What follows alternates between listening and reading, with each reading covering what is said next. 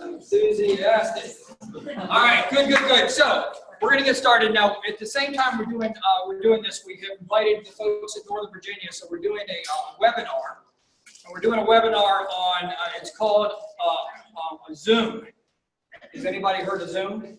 Yeah. Well, that's what it is. It's a Zoom webinar. So that's what we're doing. Now we have an account with Zoom in the office, Old Town Alexandria office. So when we do our trainings, we can have a webinar every training that we do. So on Thursdays, we have what's called a real estate investment work group. And the work group allows us to go over properties. So you have some brochures in front of you. You'll have one that says self-directed IRA, and then you have one that says the real estate investment. And then you'll have a worksheet that looks like this. Now this is the worksheet that we learned how to break down the properties on.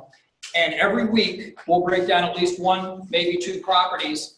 On Thursday between 10 and 11, you'll all be invited to our weekly work group. Because like anything else that we do, whether it be shooting or football or gymnastics or whatever, I mean, I wouldn't know much about that, but you got to practice, right? You got to practice. And until you understand all the rates of return, until you understand how to do it, we know that you're probably not going to use it with the good folks that you're working with, because you don't want to be caught off guard by a question you don't know. But before we get started, what I'd like to do is does everybody here have a pen with them, some type of a writing utensil? Yeah.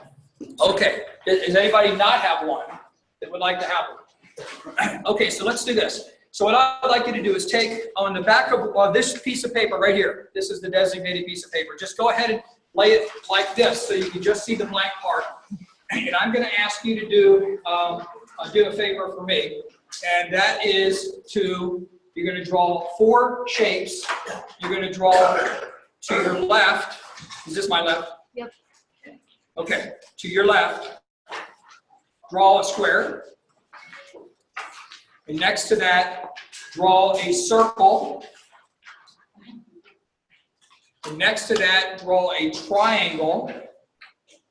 And next to that, draw a squiggly. So it's a squiggly line. You know what a squiggly line is?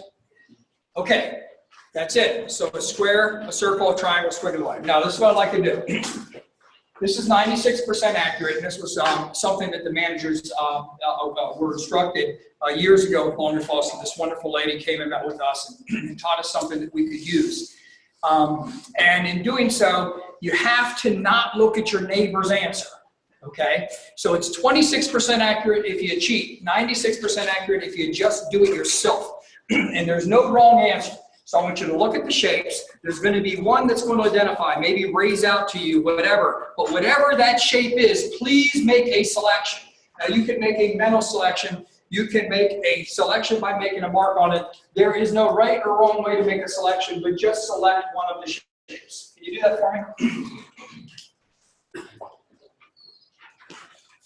Okay, is there anybody that needs more time? All right, good. So here we go. Now you've selected a shape.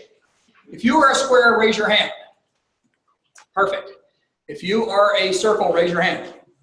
All right, if you are a triangle, raise your hand. And if you are a squiggly, raise your hand. No squigglies? Oh, Lord. Well, anyhow.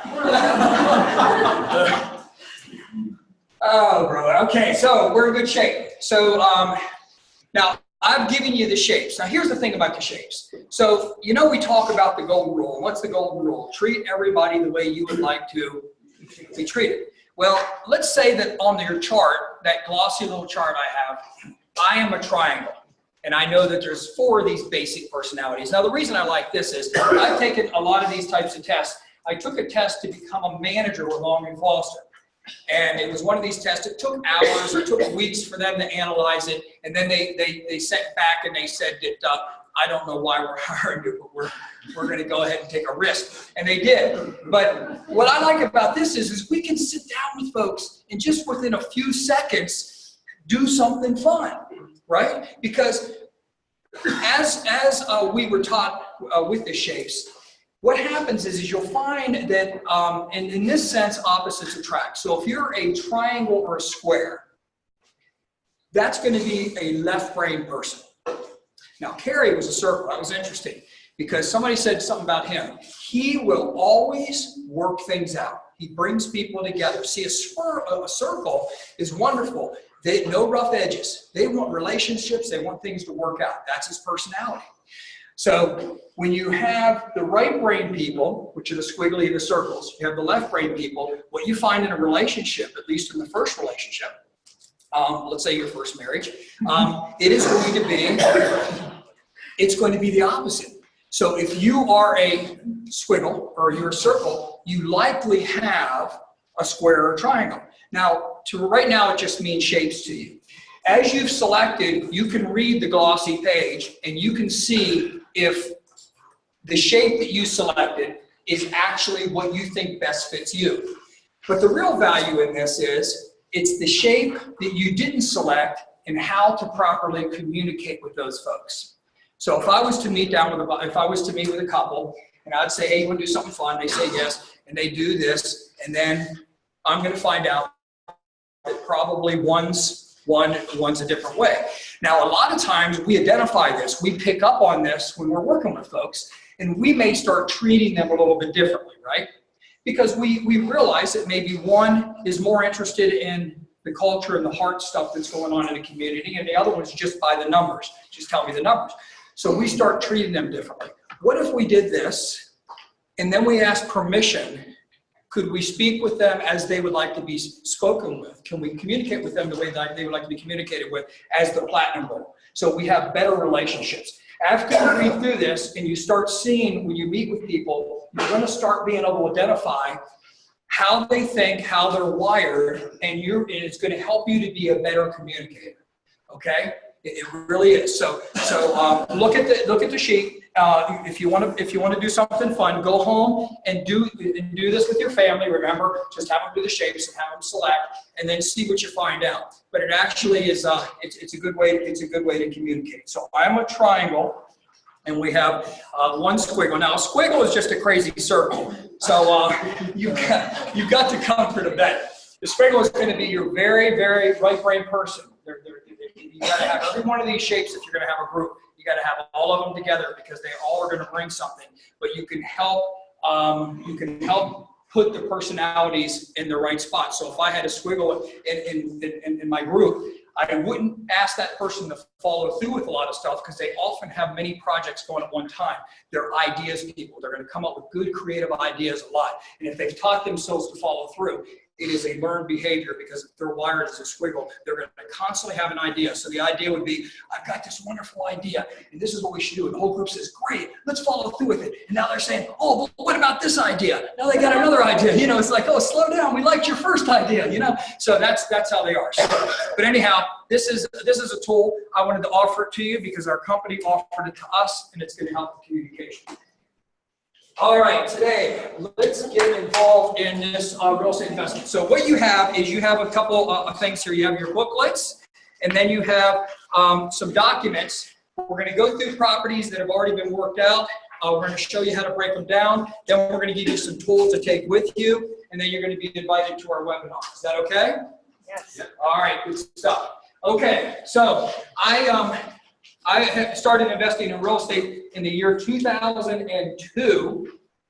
Right now, currently, we have 23 rental units. The total value is $9.4 million of those rental units, and we have a 4-unit that we're going to sell on this Friday. That's the plan. So we'll have 27 rental units. The information I'm going to give you today is information that I benefited from through the Virginia Association of Realtors. A guy named Tom Lundstedt that spoke, and I got a lot of information. There's also a guy named Larry Kendall. You guys know who Larry Kendall is with the group in Fort Collins, Colorado? So if you hear of ninja selling, has anybody ever heard of ninja selling? Okay, so ninja selling really isn't like real ninjas. It's just, they just called it ninja selling because the guy that they modeled it after actually, they just had a nickname for him, the Ninja. But he's a great guy. So some of the stuff you're going to see today is this, and some of it's going to be just stuff that I have learned going through this. So what you can, I want to thank Boomer Foster. Boomer allowed me to be at an event called Recharge. Did anybody go to Recharge? Okay, so Recharge, they allowed us to do a couple things, but really what it was about is self-directed IRAs. You see, a self-directed IRA says you could do a self-directed IRA and you can own a piece of real estate in your retirement account. Did you know that? So if you wanted to own a rental house in your retirement account, just like you own stocks, you can do that. It's called self-directed IRA. So we'll talk a little bit more about that today. So Boomer gave me the opportunity to do this. So since we put on that program, we've been traveling throughout our footprint, DC, Maryland. We've been at Hampton Roads. We've been to Raleigh, North Carolina. We're here today. Fredericksburg, Richmond, a lot of different places, because the idea is there's some huge advantages for real estate folks that invest in real estate, and we want to make sure you know about these advantages. I want to thank Beth. Beth, thank you so much. You see your name up there? You are a PowerPoint celebrity at this point. Just great. Appreciate that. Now, Morgan and Loretta are here today. They're right here, and they're going to present as well. But they're also part of our real estate group. Now, here's the thing about our real estate group.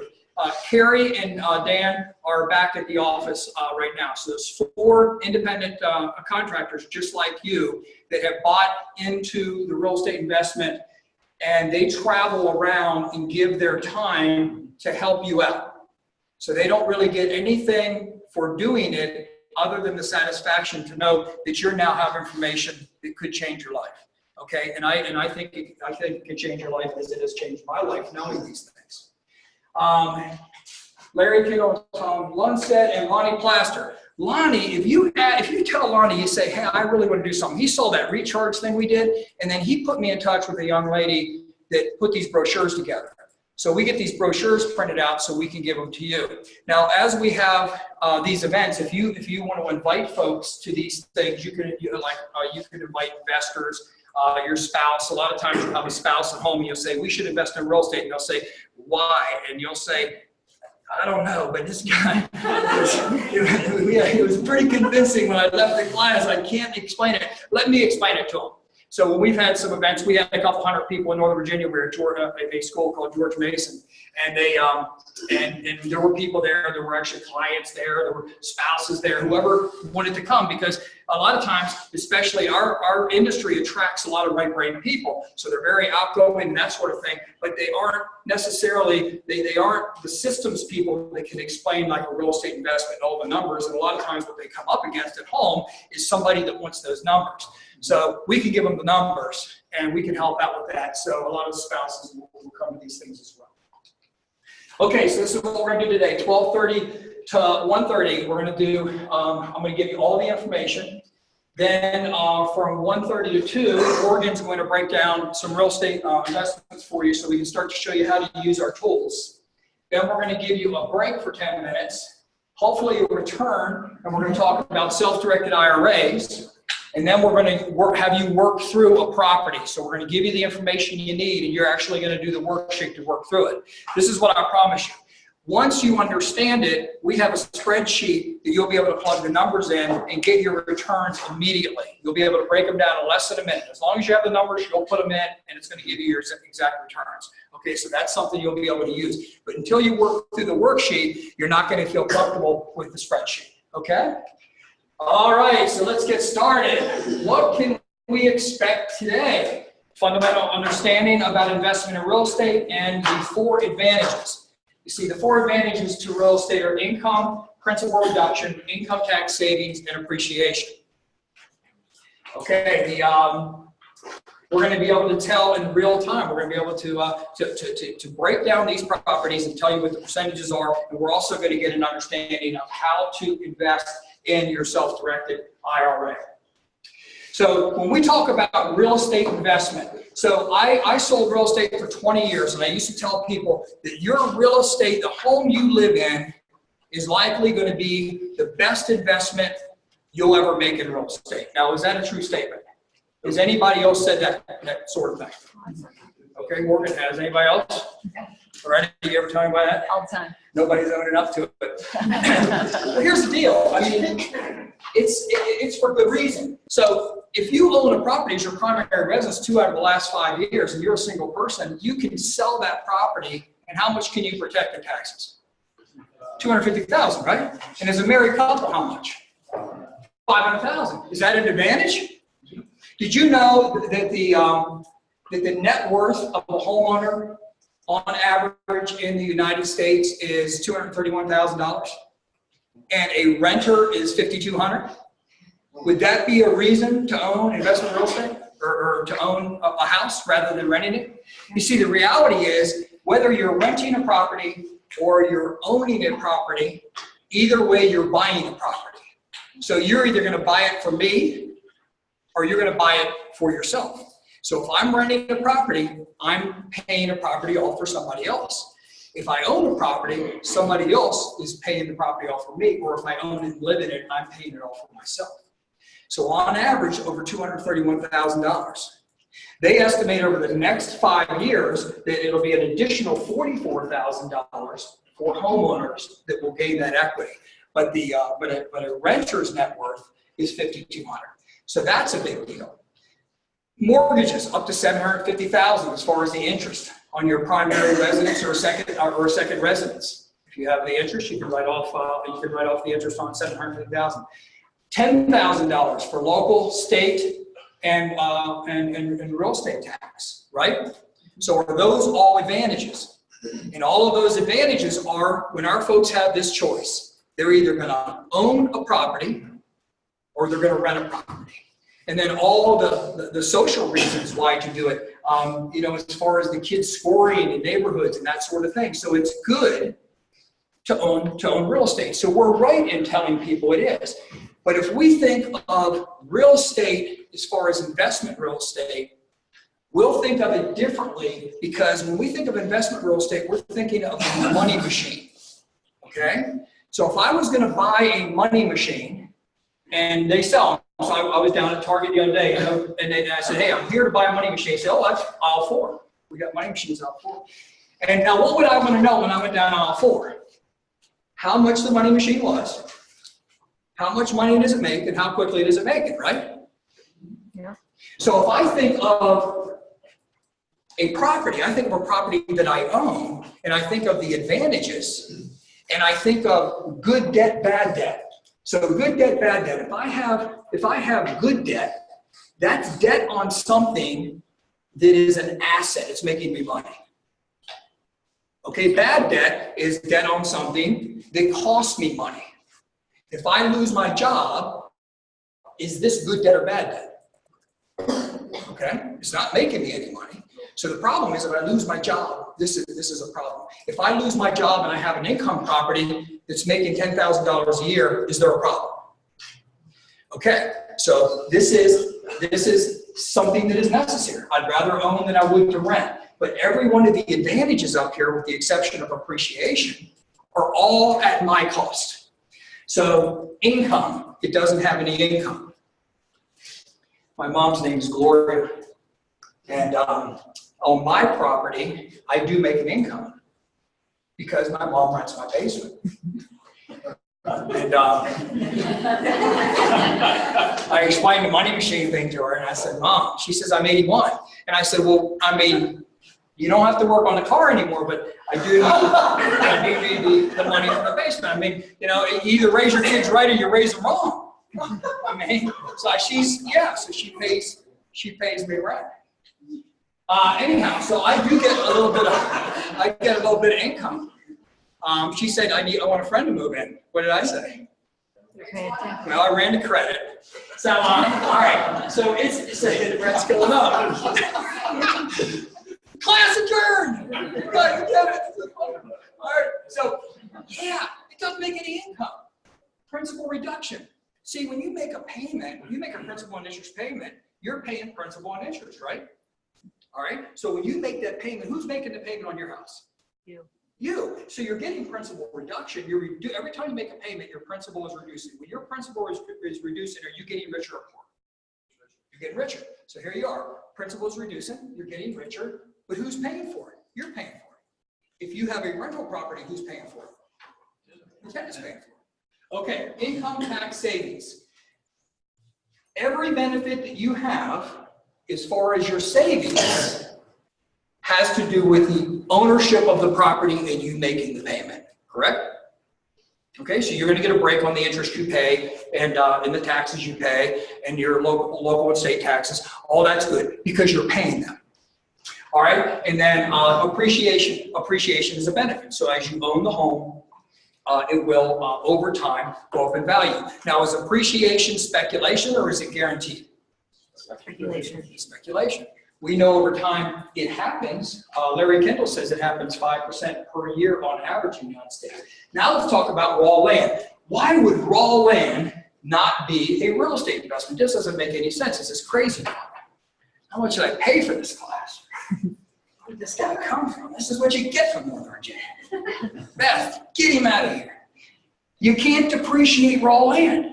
So if I buy a tract of raw land, and I'm paying the taxes on it, if I'm financing it, I'm paying the payments on it, the government's not letting me depreciate it. What is the advantage? Appreciation. The advantage may be that I know that they're going to put a road in and this is going to increase the value. Speculation. I know that I may be able to later develop it. You know, they're not making any more of it.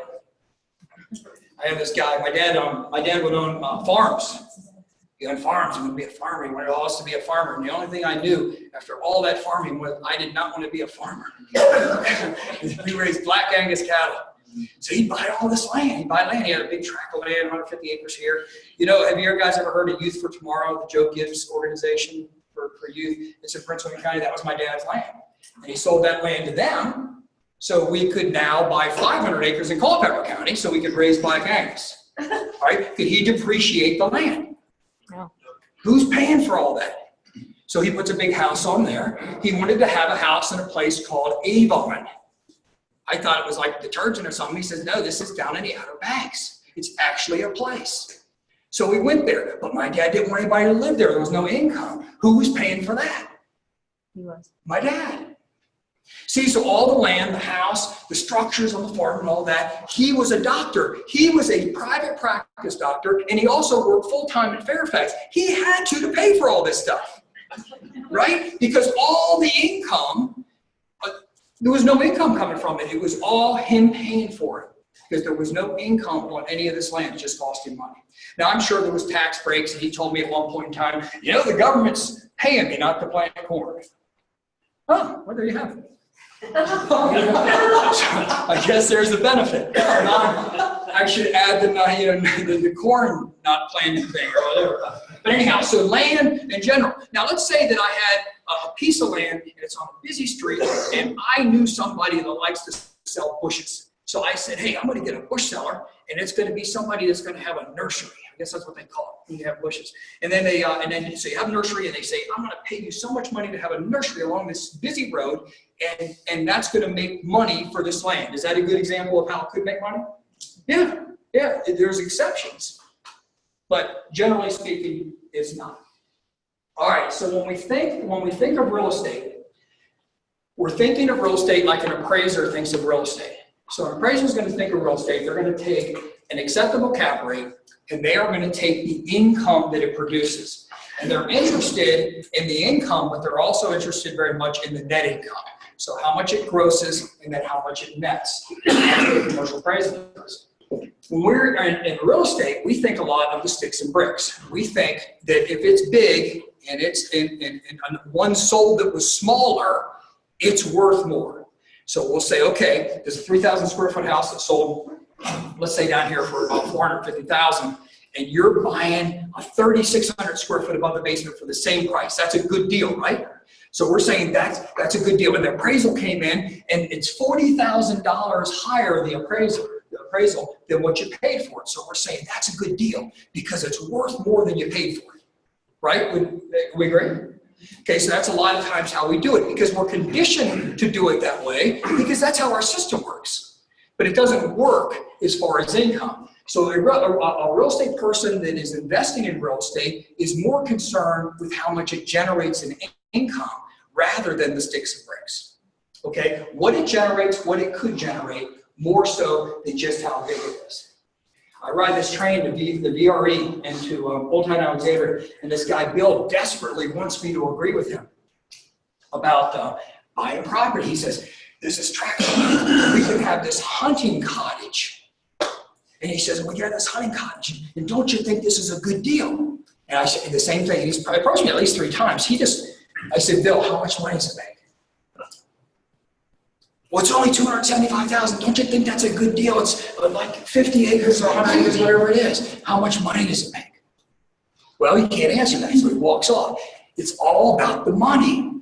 See, we buy things that we're interested in, or we have an interest in something. So we say, okay, I have an interest in hunting, so therefore I'm going to buy this because it serves that purpose. But when we buy things because of those interests, we're buying those because of those interests. It's okay. But it's not going to be the same thing that I'm thinking of.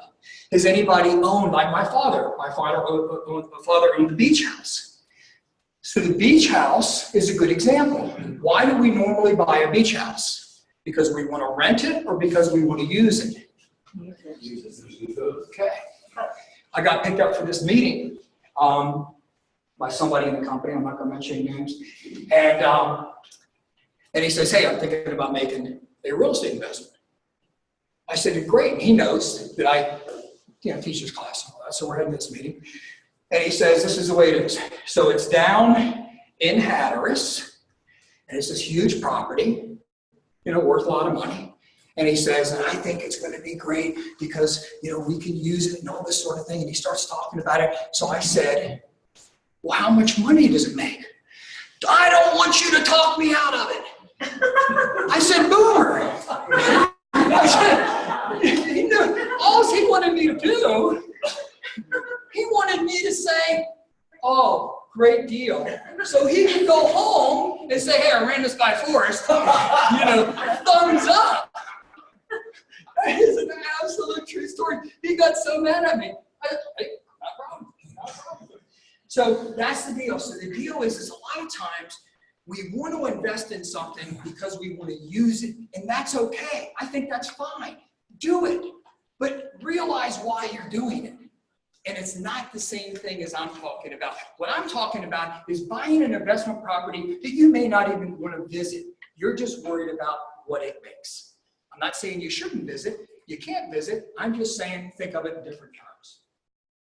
So Larry Kendall says, and this is pretty cool. He says that the real estate market in the United States, equilibrium theory, bottom line is 5% per year. So over a long stretch of time, residential real estate will appreciate 5% per year.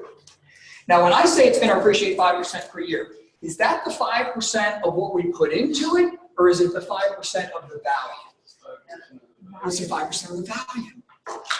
So if I put $100,000 into a $500,000 property and it goes up 5%, how much did it go up?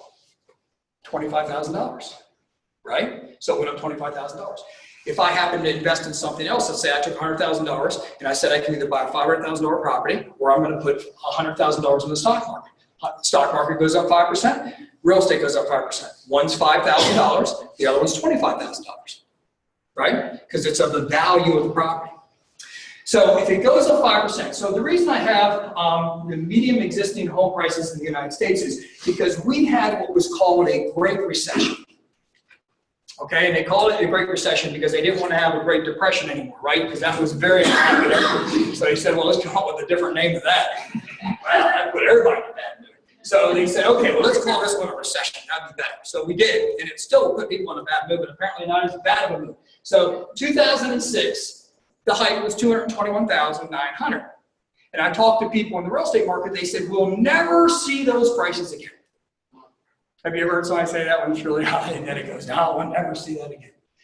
Well, apparently in real estate, it's like 9 years for never. So, you know, we go 2006, so we're at 221. By 2015, we've gone past never, came out on the other end, we're at 223, right?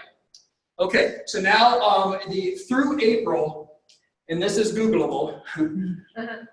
Anyhow, through April, it's 257,900, much higher than 221.9, correct?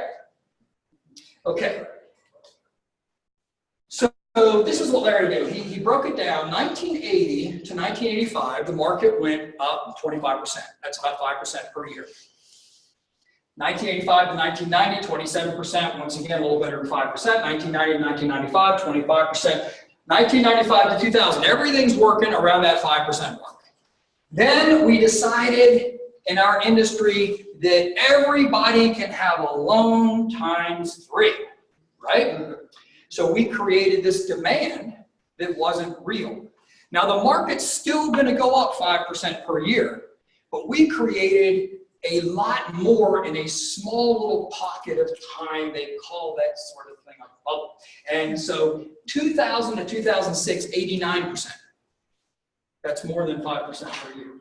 Okay, then we had to give a lot of that back, 2006 to 2011, 34%, and then here we go, 2012, 13, and you see how it works out from there.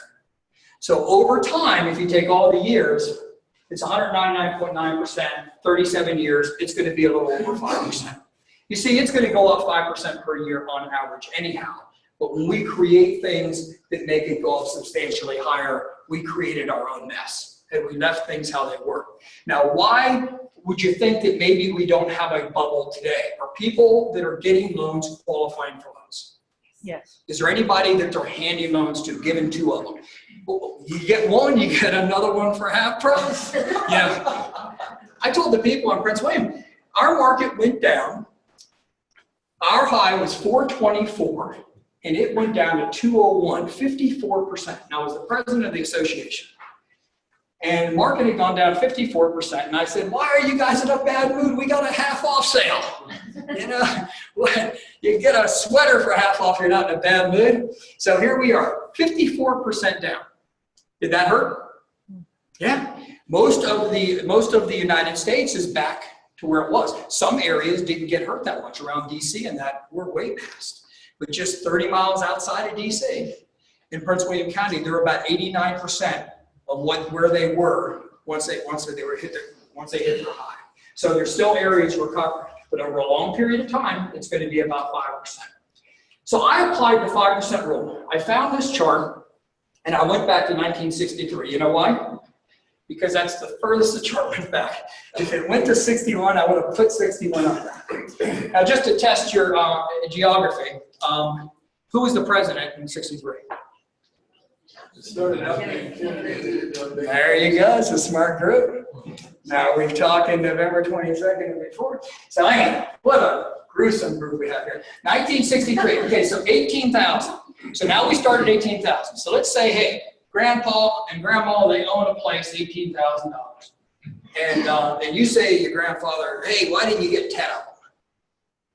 And he says, hey, because I was only making $100 a week. You know, I can't afford 10 of them. There's a reason why it was 18,000, right? Right? But at some point in time, maybe 1970, he probably was in a position to buy another one, right? So why didn't folks just do that? I mean, you look at this chart, it makes perfect sense. You could have bought any time, and if it just goes up 5% per year, wouldn't this make perfect sense why you should buy multiple? But why didn't they?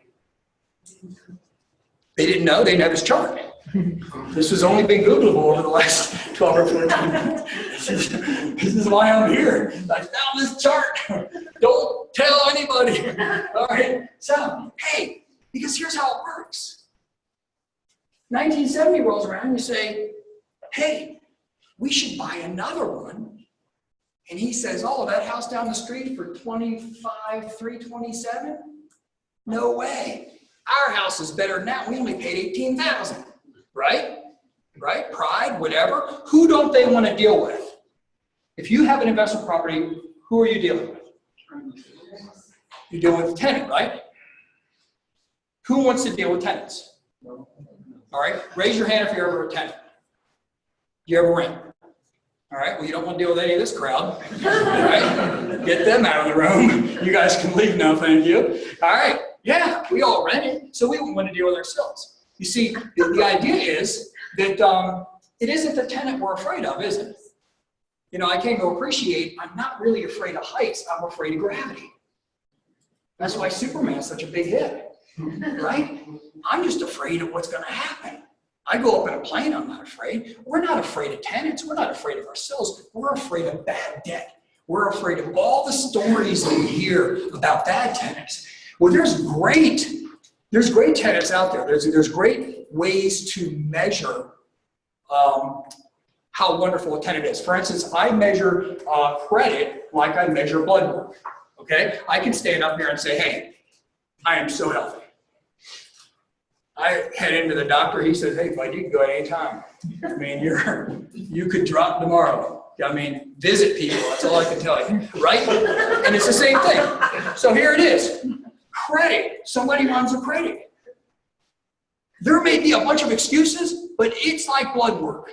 If it's bad, I learned, I was a cop 14 years, and I was a realtor 9 of those years. And I would hear these sad stories, and I'd say, hey, I'll never do that to them. So I'd rent to them. I made all these exceptions. Not one of them went unpunished. I just became part of the story. So what they were saying, that wasn't happening to them. Now I'm the bad guy, right? So I decided, no more. I'll wait for a good tenant, make sure they qualify. There's such great systems to find out if people are paying on time, to find out if there's been any judgments. It happens almost instantaneously when you get the reports back. So if you only get great tenants, then you're only going to have great situations, okay? So we have 23 tenants. We don't worry about any of our tenants paying on time. We did have one tenant we made an exception for. My wife, Christy, actually collects the rents, and she manages these properties because we own them. And as she's managing these properties, she made an exception. There's only one that pays late on a consistent basis. Guess which one it is? Out of 23. The one we pay. I'm willing to do. I said, hey, not a problem. Here's what I've experienced. You're the one that's collecting and has to go and post things and talk to the sheriff and make new friends like that. And so it's that one. The house that we have the problem with, we had gone from 2008 to about 2 years ago with not one late payment, nothing, perfect record. Not one missed day's rent. You make an exception, there will be consequences. But if you don't make an exception, they're good folks. Here's the real chart. This is actually how it worked out. These are the real numbers. So if you bought a property back in 2018, it's worth, the median new sales price right now is $343,300. Okay, this is how it worked out. Now, if you look at this, can you see the numbers that are in the red? Can you see that from where you are? Okay, so 1970, 1991, 2008, and 2009. What happened in 2008, 2009? Now, right, the Great Recession. You talked about it. All right, so those are the only years that went backwards. Those are the only years that went backwards. So 25/6 in 1969, it went down in 1970. Then it started improving again. Now, if you had this chart and you were talking about investing in real estate, and you were back in 1963, do you think this could be of some value to you? Do you think it's any different right now? You see, because we're not making $100 a week. It's all relative to what we are making. So investing in real estate can be just as powerful today as this chart continues as it was in 1963. And these are the advantages I'm going to talk about. All right, so they did a survey, and the survey was done by the Princeton Survey Research Association. They did that to make it sound really formal. And they said to folks, they said, if you could invest in something for 10 years or greater, what would it be? You had to keep it in for 10 years or greater. What would you prefer? And here's the results. So apparently real estate was number one. Putting your money in a jar under a tree came in a close second, right? And they said, but if we have to, we'll take the stock market, right? My mom says, I cannot, she's 81, she says, I cannot be in the stock market anymore. I said, what? You say something, Mom? She's down in the basement. Your rent's due. It's the first. Hey. She said, I can't do it anymore. I can't take, it's just drives me crazy. I can't watch it anymore. So she did a self-directed IRA. But we already know they want to be in real estate. This is what they want. Who are their real estate connections? Right? We're us. just in case I wasn't. You're really good on a lot of the answers until we got to that one. All right. So and this number has been, Cindy, is it Cindy? Claire. Oh, yeah, Cindy Claire. So Cindy Claire says, hey, look, we need 4 million new apartment units per year through 2030 just to keep up with demand. Now, I've seen studies that it actually was 4.6 million, but let's just say 4 million. So she says we need 325 per year just to keep up with demand through 2030. Now, from 2012 to 2016, we created in the United States 244. Now, it was estimated, the only report that I could find about 2017 was one that was 3/4 through the year. It said we are on track to do 345. So it looks like in 2017, we at least are keeping up with the yearly demand for 1 year of what we need, but this is through 2030. So I'm showing you this because a lot of folks would say, you know, with the real estate market going in the direction it's going, are we in a bubble? Do you think we're in a bubble? Does anybody think we're in a bubble? I don't think in real estate. Do you know what the home ownership rate is right now? The home ownership rate is 64.2. It hit a 50-year low in 2016 when it was at 63.5. So now we're at 64.2, just off of a 50-year low. So if the homeownership rate, when do you think the homeownership rate hit its highest point? 2005, 69.2. 69.2. So now it's close to its lowest point in 50 years. But there's something else. You see, when they say that the homeownership rate, what that takes is it measures the homeowner and it says, if you own this property, do you live here? Okay, that's it. That's what it measures. Is the owner of the property living in the property? The headship rate's different. You see, if I own my property and my wife lives there with me, who's downstairs? 3. And 3 adult kids. That says you've got, I don't want to kick my shoes off. How many we got up to right now? 6. That means we have 6 people that can buy a home. We have 1 home. So the reality is, when the folks that believe in the headship rate is, you got 200 million people in 100 million homes, you got 50%.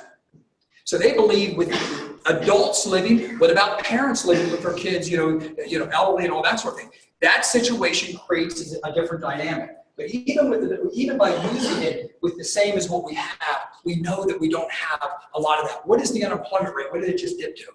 3.1. Say it again. 3.2. 3.8. It was a good guess. It started with a 3. We're good. We're good. Hey, is that pretty good? Yeah. Is that pretty good? Yeah, that's pretty good. So here we are. So we have a lot of good stuff going on. We have an economy that's moving forward. But here's the real pressure that's being put on the market that we don't even know about. So when we think about the pressure that's being put on our market, we think about supply and demand and inflation and jobs and gross domestic product and consumer confidence. And we take all these things and we say, inside the United States, this is how we measure what's going to happen with the market. Did you know that outside of the United States, $153 billion, this is what they're buying. Now, if I say I want to buy an investment property, I may not want to come to Blacksburg. Why don't I want to buy, if it takes me 5 hours to get here, why don't I want an investment property in Blacksburg? Well, that's the reason I want it. But the reason I don't want it is because I can't stop by every day. I can't see it, it's not close to me, right? Okay, so we only invest in real estate because it's close to us, because we feel comfortable. It's in my town. I can see it, I can drive by it. Do you think they're driving by from China? So what they're saying is we love your market so much that we're willing to buy it, and we're not buying skyscrapers. The 302,000, the median sales price, 284,000 units. To put this in perspective, China bought 31.7 billion. Long and Foster is a company in our entire footprint with total volume, sales and listings was 31.1 billion. So this pressure being put on our market, is it helping our supply and demand situation? Right. They're saying, we believe in your market. And and now we know most of our folks believe in our market as well. They would like to be invested in long-term in real estate. So let's talk about the benefits. So the benefits of investing in real estate. We have income. So all property has income. Has anybody had an investment property that doesn't have positive income? Okay, so cash flow isn't positive. So their payment may be $1,900 and they may only get $1,800. You ever heard of that? Okay, so it's going to have income. It may not be positive. We have principal reduction. The loan is paid down as the tenants make the payment. We pay principal and interest, and part of that is principal, and that payment gets that amount we owe goes down. We have income tax savings. The government allows you to depreciate property. Now, the tax reform, as far as the benefits that it has for owner-occupied homes, does that affect investment properties? So if it's $750,000 on mortgages, does that mean that these mortgages apply to that? No. Has nothing to do with investment property. Nothing to do with it. As a matter of fact, some of the things we're going to change with investment property. They're going to shorten the periods of depreciation. They're going back and forth. Did you guys kind of watch the scorecard as that was all formulating? Well, they didn't change it at all. For residential, it's 27.5 years. Non-residential is 39. And restaurants, 15. Okay? And then appreciation. Over time, real estate appreciates in value. Over time, real estate appreciates in value. When you talk about depreciation, for restaurant buildings, they have 15-year depreciation, but there's a bonus depreciation. So the way the accountant explained it to me was, if you take the total depreciation that you have in a property, you bought it or approved it in 2018. Now, 2018 is the key here. What year are we in? 2018. Oh, thank God. All right, we're there. Good, hold me there. You can take half of it the first year, half of it. $600,000, 300 depreciation, half of it. You think that's a lot? That's a lot, right? How much can you take as a real estate professional? What's your limit? 100%. All of it. Unlimited. You see, all of it. That's if I didn't say anything, that's all of it. All right, good. So here we go. 27.5 years, 39 years, 15 years. Recovery percentage for land improvements. Now, when we think about land improvements, we think about the land in real estate, and then the improvement is normally the structure, right? So we think if you have land improvements, you have the land, and the improvement is, let's say, the house. When you think of land improvement as far as depreciation, think of the improvements of everything that I do not need to be the house. So you have an extra, part, you have an extra garage, you have a fence, pole, irrigation system, hardscaping, all of those things that I don't really need to be a house. Those things are on a different depreciation schedule. And then you have personal property that's 5 years. What's an example of personal property? You have rental, or you may have appliances and that sort of thing. You see, on personal property is 5 years. Is it better to have A shorter period of depreciation or a longer one? Shorter. You see, this is what the government's saying. What they're saying is we want you to depreciate this property and take all the money that you would have given us in taxes, and we want you to continue to invest it in real estate and become really rich and maybe never pay us. Who's our favorite uncle? Right? Sam's the first on my list. And you say, well, no, you got to pay him back. You got to pay him back. Hey, not so fast, buddy. When you sell that property, you got to pay him back, right? Maybe. What if you refinance it and buy something else? What if you do a 1031 exchange? What if you just never sell? I'm not going to sell my property. You know who I'm leaving it to? My kids. My kids. Because I saw that chart. And I showed them the chart. I'm not selling it. I'm going to give it to my kids. And who are they going to give it to? I got 3 grandkids. They're going to sell it and give them nothing. That's the way kids do it. Just get used to it. But you're dead. What do you care? Hey. And then you say, give it to your kids. Because here's the deal. If my wife and I die, and my real estate holdings are $22.4 million or less, do they pay any tax? No, not now. Not now. They don't pay any tax at all. Now, if they want to hold on to the property, they'll find out what the values are at that point in time, and then they start working it from there, which is what I'm asking them to do. But now you're protected as a married couple, 22.4, or what, 11.2 or whatever for a single person. So you may never have to pay it. If you have stuff in your self-directed IRA, or if you have stuff in your IRA, do you have to start taking distributions? Yes. You have to take your minimum. Once you get to a certain age, I don't know what it is. It's like, here, get my mom on the phone. She has to take her. She tells me every year, hey, I got to take money. What? So anyhow, so you have to take it. You're going to have to start taking it. Do you have to take it here? Is there any restriction? You can continue to hold on to it. Here's the way income works. You either have active income, job, commission, wages, or salary. You have passive income. This is where limited partnerships, rental, real estate, portfolio, interest, or dividends. That's the way it works. So when we make commissions, where's that? All right, good. Now we do rental, passive. So what they're saying is, hey, everything needs to stay in its own category. In 1986, this is the way it worked. And before the 1986 tax reform, you could take your depreciation on real estate and wipe out your income. This is a young doctor I know that says, here it is. I can wipe out all of my income by just having this. Before 1986. 1987, everything changed. So people that invested in real estate, and said, look, I don't care if it's making money, it can be losing a little bit of money. I get to wipe out almost all my taxes because of my depreciation. If I have $300,000 of depreciation, I make $400,000, I'm paying tax on $100,000, right?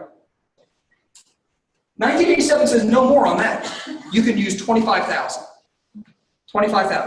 And for every $2,000 or every $2 over $100,000, you lose $1 of depreciation. So once you get to $150,000 of your adjusted income, you wind up losing all of this. Once your modified adjusted gross income reaches $150,000, you can't use any of the 25. What happens to all of it? It just continues to gather. So you have 300,000, it just continues to gather up. At what point in time are you going to be able to use it? When you make less than $150,000. My young doctor, how soon is she going to be able to use it? If she's a good one, if she's a good doctor. When she retires. And then how much can she use per year? $25,000. Do you think that's a huge benefit for somebody who owns a lot of real estate? This is the golden goose. Is it the golden goose or the golden egg? Or is it the golden goose that lays the golden egg? Yes. Yes. Which would you rather have, the golden goose? Golden egg. What happens if my goose is a lady? Anyway, so this is the golden goose. In 1994, the government said, look, here's the deal. For your real estate people, we feel really bad for you. So we're going to turn back the clock. We're going to let you have, as long as you qualify, you can have unlimited depreciation. Do you think that's good? So on your investment property, it's just like it was 1986. Is there a song like that? Is there a song? Right? Like all the way to 1986. We're going to turn back the clock to 1986. You can use unlimited depreciation for your real estate as long as you qualify. So let's say, must work in real estate trade or business. Let's check these things off. Must perform more than half of your personal services a year in real estate trade or business. So when I was a police officer working 40 hours a week, how much real estate would I have had to do to meet number 2? 41. 41. So somebody just can't get a license and take advantage of unlimited depreciation, right? Have to work more than 750 hours. That's almost 14 hours a week. We're going to have to bear down and really. If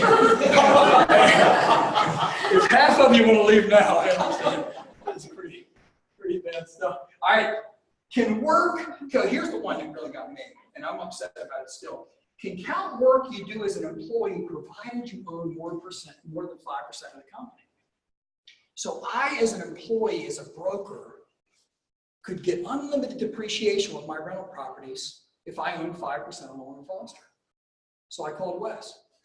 Right? I'm not going to get you anything.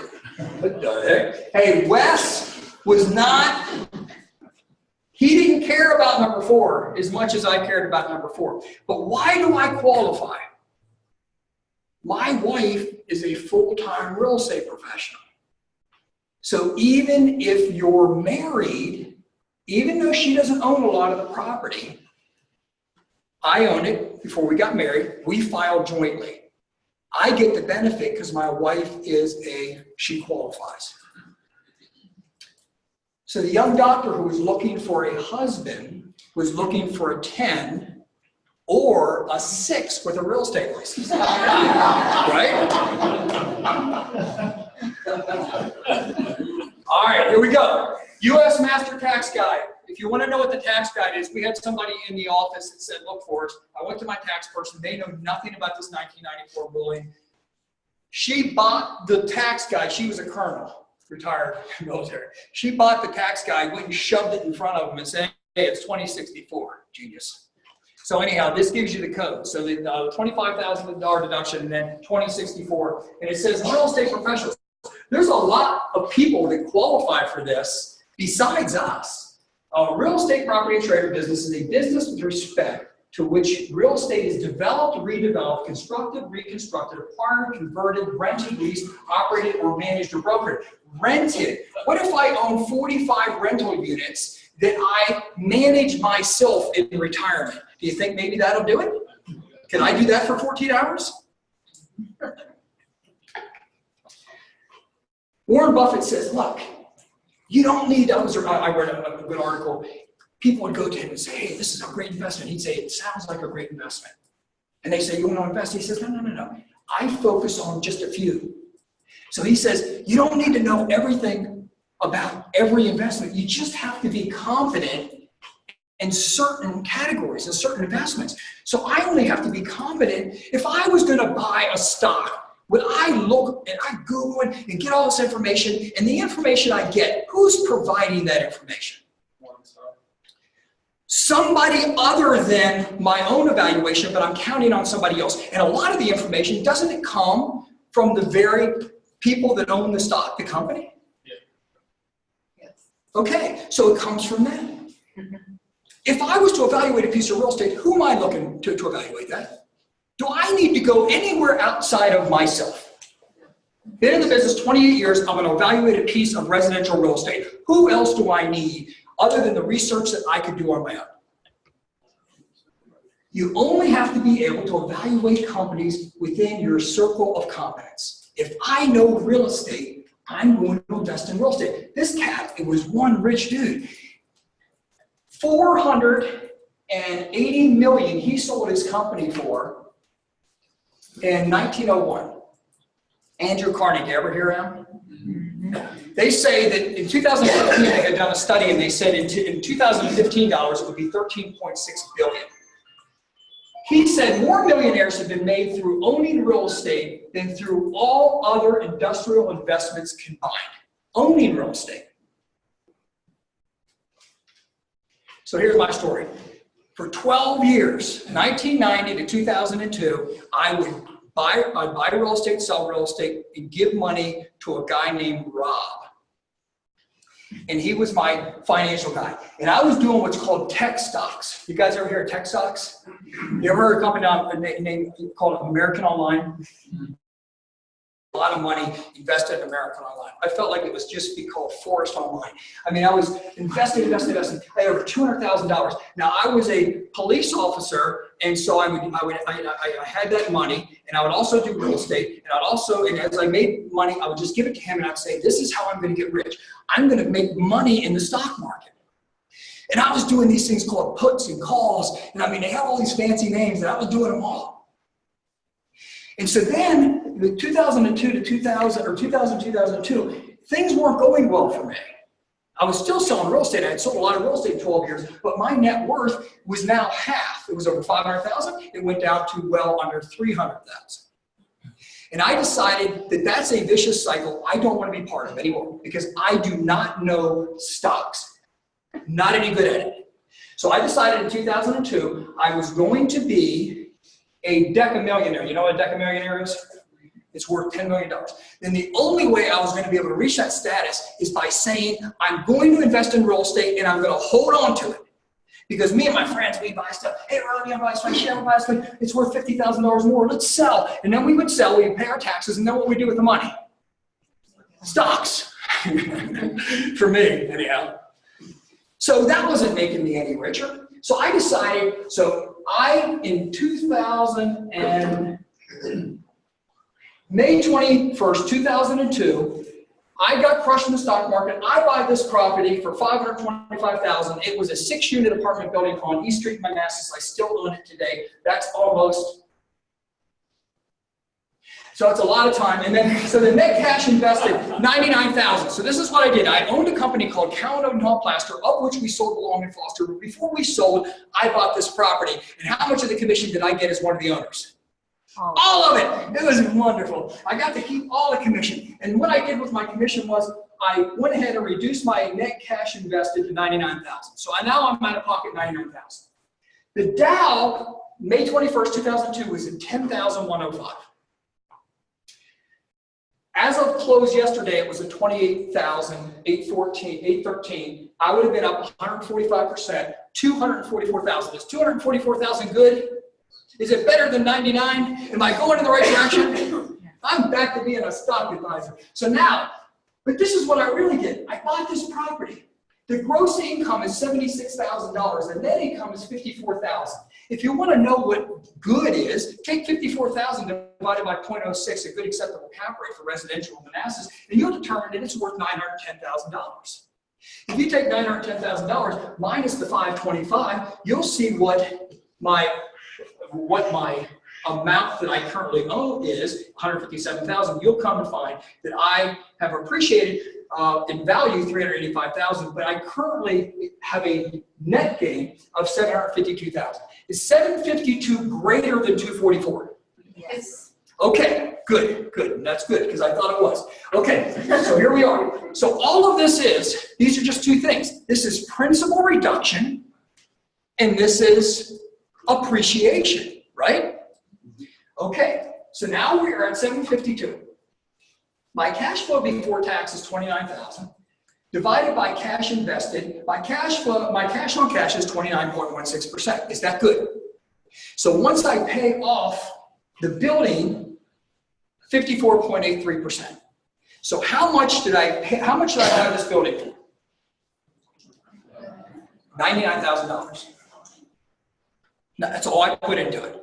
Who has been paying the building down? The tenants. You see, I love my tenants. between the 1st and the 5th, I actually go to this building and I try to hug each and every one of them. Because they're going to work every day to buy this building for me. And I know when they talk about it in their apartments, they're saying, how are we going to pay this off sooner for Forrest? Right? That's all they're talking about. So I'm trying to hug them. I catch them going out the windows and they get a little quicker in their steps and face and stuff. I got to play steps, so I'm not as good, but I like to hug them. They're buying a building for me.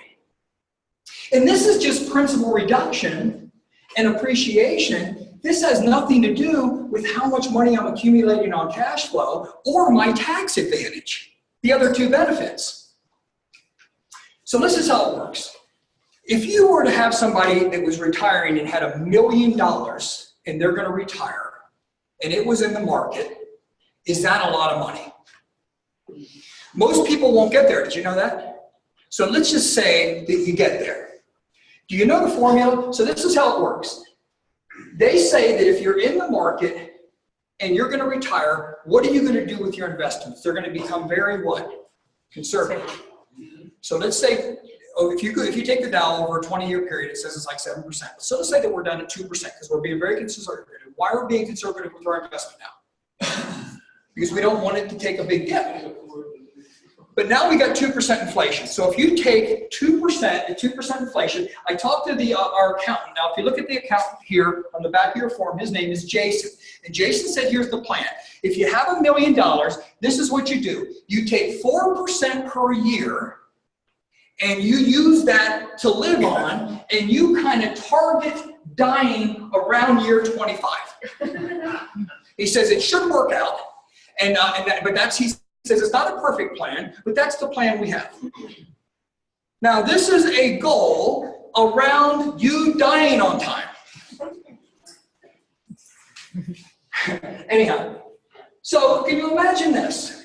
Here you are, you've invited your entire family over for Thanksgiving, and you're in year 15, and your kids are saying, hey, how you feeling, Dad?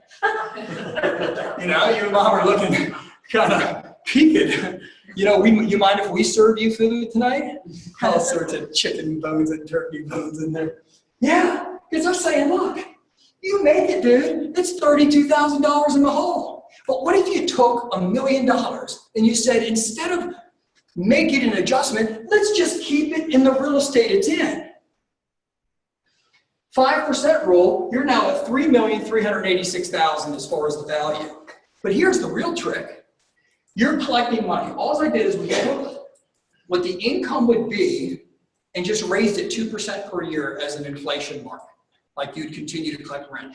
You would wind up collecting on this $1 million investment, $1,346,000. You've exceeded your $1 million. You're continuing to collect rent, and the value of the property is 3.3. If you were my kids, which plan do you like? Right? Yeah. Loretta, thank you. You created this graph. I appreciate it. If this doesn't drive it home, you know what I'm saying? This is what really makes sense to me, because the $1 million is the $1 million. So you can say, well, my investments are much better for us. I got a different guy than your guy, Rob. It's still going up 5%. I don't care what it's going up. That still is going in the wrong direction. Best case, it's breaking even. But the other is going to appreciate, and that's what happens with these properties. So what we're going to do is we're going to show you with these forms, return on investment with appreciation, return on investment without appreciation, capitalization rate, and cash on cash. Are you guys ready to figure out how all of this works? All right, so Morgan, will you take over and show them how these charts work? We really appreciate it. Ladies and gentlemen, this is Morgan. Give us All right, by a quick show of hands, how many of you in the room feel like you're a math person? 1, 2. Okay, we've got a few hands. Is there anybody in the room that despises math and gets a little nervous when we're thinking about it? Not very many people want to admit that. Okay. Well, what we're going to do today, the reason that I'm up here is I'm not necessarily a math person. However, I can tell you from my own personal business that I went through these numbers with 5 clients within a single week, and I ended up taking 4 listings. Do you find that if you had a tool that enabled you to take more listings, that would be valuable for you. Yes? Okay, so that's what we're gonna do. So what I want you to do is you're gonna see a worksheet that says Azir Court in the top right-hand corner. It says 9210 Azir Court. Do you see that sheet? That's the one that we're gonna start out and work on. So this form here, as Doris said, we go through and we do a real estate investment work group class every Thursday. And so we teach this form so that you get an understanding of how to work these numbers with your clients. Once you have an understanding of it, we also provide a spreadsheet that within 60 seconds, if you have the numbers, it automatically calculates it for your clients. But the reason we go over this particular worksheet is so that you have a better understanding, because as you understand it, then you can explain it to your clients, and it's actually a tool that you'll be able to use. So for this property, we have a purchase cost of $150,000. It's a condo in Manassas, and we can get it at $150,000. We're putting 20% down. As an investor, what type of down payments are you guys seeing when you work with investors? How much of a down payment do you have to do? Can you do 5% with an investor? Right. You have to put a higher down payment when you're working with an investor. So for this particular property, we're saying the cash invested is $30,000. So that means we're financing $120,000. Now, when we did this original analysis with this particular client, the interest rates were better than what we were seeing right now. So typically when we see interest rates for investors, is that higher than a primary residence or is that lower? How much higher are you guys seeing it in your market? For us, we're at least seeing 0.5% to a whole percent higher. But at the time we were doing this example, it was 4.25, okay? When we're trying to calculate the amortization or the principal and interest for a property, where do we find that data? Do you guys pull up an amortization schedule? That's typically how I do it with my clients. So I would pull up an amortization schedule and I would find that the principal and interest per month is $590 per month on this property. If we were to take the annual principal and interest, we would find these numbers. So if I took the $120,000 times 4.25%, that would give me my interest for the year, which would be $5,100. Okay, so we're calculating these out because we're actually going to be using these numbers later as we go through and progress through this spreadsheet. Okay, so What's your amortization time? for this particular property, we're going over a 30-year. But that's a great point that you're bringing up, because oftentimes investors can do 20-year, they can do other different time frame and terms for their properties. So one of the things that Forrest mentioned earlier was, how can we depreciate property? Can we depreciate the land of a property, or do we just depreciate the actual improvements? Improvements only. So what we're going to have to do is we're going to have to find out how much of the land, how much of the purchase cost is the land for this property. And here's how we do it. We've taken our tax record, and when we've talked to our accountant, which we have on the back of our brochure here, Jason says, here's the way that we can actually evaluate and give a very conservative estimate on the land value for our property. We take our total tax value, and we need to find out what percentage is the land of that assessed property. So for this one, we're taking $69,500, and we're dividing out the total tax value, and we're finding out that the land is 51.59% of the property. Are you guys still tracking with me? Yeah. Okay.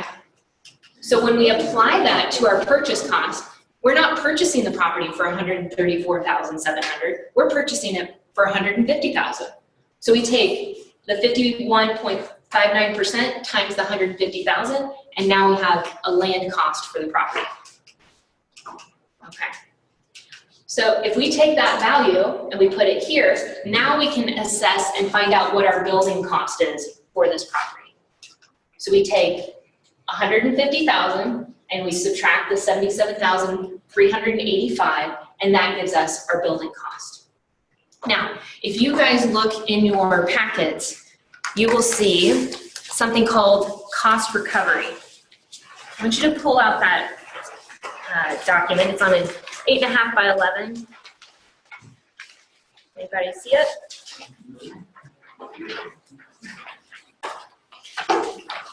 All right, the cost recovery. You guys see this document? Yeah. Okay. So when we're talking about depreciation, we're talking about for a residential property, we can depreciate it over 27.5 years. So if you look at the top section of this graph here, from year 2 to 27, what's that figure that you're seeing in there? What's that percentage? 3.64? Okay. From year 1, are there varying percentages that you're seeing in there? Okay, the reason that you're seeing varying percentages that first year is that the government doesn't want you to be able, they're going to give you a proration of your depreciation depending on the month in which you purchase a property. When I evaluate my clients' properties, I'm giving a percentage over the lifetime of the property. I'm giving them a snapshot in time, but I'm wanting to give them a percent that they can really bank on. So I use years 2 through 27, which is at 3.64%. Does that make sense? So that's what we're going to take and to find out the depreciation of the building costs. For this particular property, it's $2,643. Now, if we had other items that we could depreciate, if we had personal property, if we had land improvements, like Forrest was talking earlier, land improvements are that deck, adding a pool, things that you can add to the home that doesn't actually make it to be a home. We could add additional categories of depreciation here. But to keep this example simple, we're using just strictly the building cost to find out our depreciation. Go ahead. Before you go on, don't the principal and interest change from year to year, the balances? Yes, so this is one way that you can stay in touch with your clients. You're giving them a snapshot in time, but each year, as the principal goes down, as you have principal reduction, as you maybe increase rents, those numbers are going to fluctuate and those numbers are going to look better. But it's a snapshot in time for this. However, with our spreadsheet that we do have with our team, and we will be able to provide you after this session, you can put in the exact date in which somebody purchases the property, and then you can see the attached amortization schedule, which will show you how their numbers increase over time. All good on that? Okay.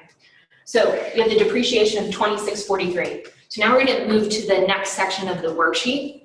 Here we need to find out actually how much our annual rent is for this property, because we want to know what our gross and net and our gross operating expenses are as well. So for this particular property, we get a monthly rent of $1,300. So we're going to multiply that by 12. So we have an annual income of $15,600. Now for this particular property, there is already a tenant in place with it. So we're going to have a 0% vacancy rate. Now, how would you find out the vacancy rate for a particular property that you're evaluating for a client? Anybody? So we can check with other apartment, other managers and see what their vacancy rates are. You could do that. You could also look in the MLS and see how long, what's the days on market that these properties are experiencing. Sometimes it'll be a month, sometimes it'll be a couple weeks. So if you want to be conservative with your client, you can actually put in a vacancy of 1 month if you'd like to. But if you've already got a tenant in place and this is an investor purchasing this property, then you may experience a 0 vacancy rate. So your gross operating income is going to be $15,600. Now we need to go through the expenses. What is this money machine going to cost you? We have an annual real estate tax. You're going to find that from your tax record. For this particular property, it was in really great condition. We're estimating for our client about $250 for repairs. However, if you're experiencing and knowing that you're probably going to need to replace the carpet or do some other updates, increase this number. But for this particular property, it was in really great shape, and we're not expecting much of any repairs because the tenant has been living there for quite some time. This particular property is a condo, so now we have to really assess and go through and say, we've got association dues. This is something that we need to accommodate and find out what our numbers look like by looking at our condo association dues. We're gonna self-manage this property. If we had a property management company, we would add that cost in here. For you guys in this area, how much is it costing for a property management company?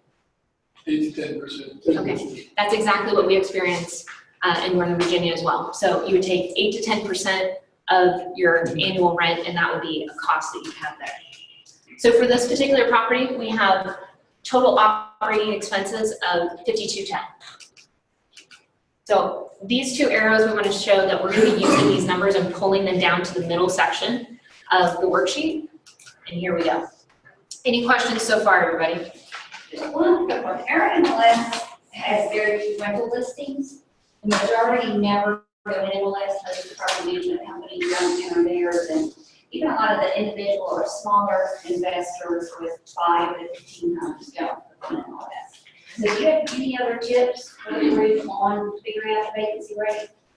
Since MLS is not really a resource for us. Well, honestly, I would go back to what Patrick had mentioned about contacting the property management companies to see what kind of values that they're seeing and see if they're willing to share. Because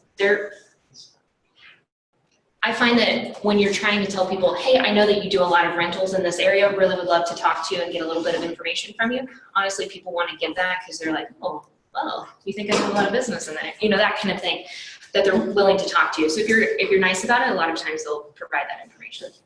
And also, you're looking for the first year, so a lot of times, if you have a property rented, at least in our area, you have a tenant in place, and unless they're not living very well, you can get a tenant in. So if it's a 30 or 60 day, you have that period of time to market and get somebody else in. So really on this, you're looking at the front end, but you're not anticipating that property is going to be vacant. So if they're renting pretty quickly, you can get one in before the other one leaves, and that's what generally happens. So this is kind of a front end thing, but once you have a tenant in place, like this tenant's in place, once they give notice to leave, we're going to have 60 days to get the new tenant in place, right? All right, so we're going to take some of our figures that we've already calculated at the very top, and we're going to bring them down to this section. So our gross operating income is the $15,600. We're going to subtract out those operating expenses, and this is going to provide us our net operating income of $10,390.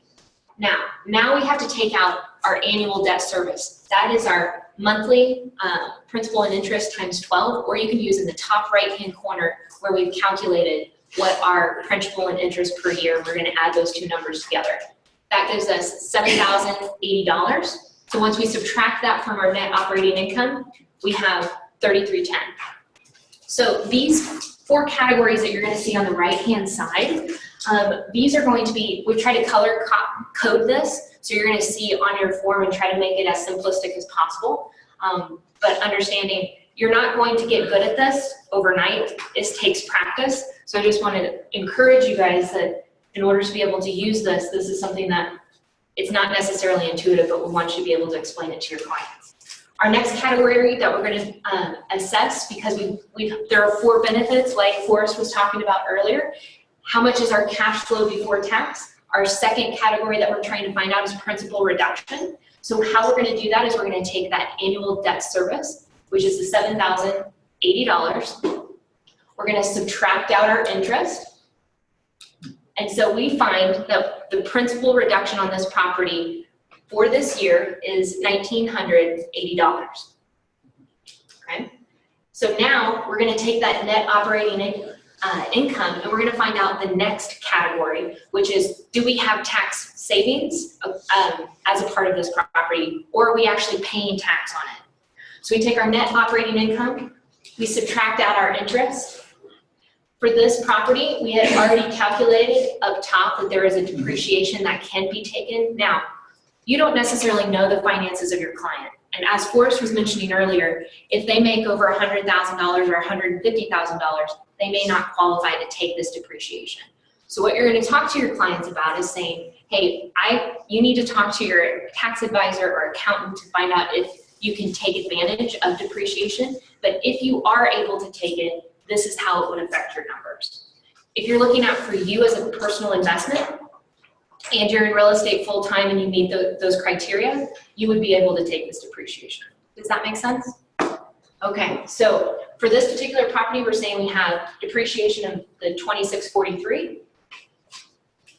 And the government says, okay, we're not going to tax you on your net operating income. We're going to tax you on after we take out the interest and after we take out the depreciation. So instead of being taxed on the $10,390, you're actually being taxed on the $2,647. Does that sound like a better deal for you, is to pay less tax? Yes. So for our tax advisor and accountant, he said that a good measure for us to give a tax bracket for people is to say 35%. Now this was before we had the tax reform, but I would rather err on the side of being more conservative for my clients and saying that they're in a higher tax bracket than to give them an unreasonable expectation for what they can get on their property. So we take 35% of the $2,647, and they have a tax where they have to pay $926, okay? And then for this particular property, we think it's going to appreciate 3%. Now, for our area, condos are appreciating far less than single-family homes or HOA communities. So for this particular property, we're being a little bit more conservative and saying 3% each year is what it's going to appreciate. And for that, it's $4,500 per year. Any questions so far, guys? Because we're about to use all of these numbers in the bottom section of our sheet. Okay. Stick with me. I'm seeing a few blank eyes here. All right. So we're taking these categories and we're moving them down to the bottom part to find our rates of return, because this is what our clients want to know.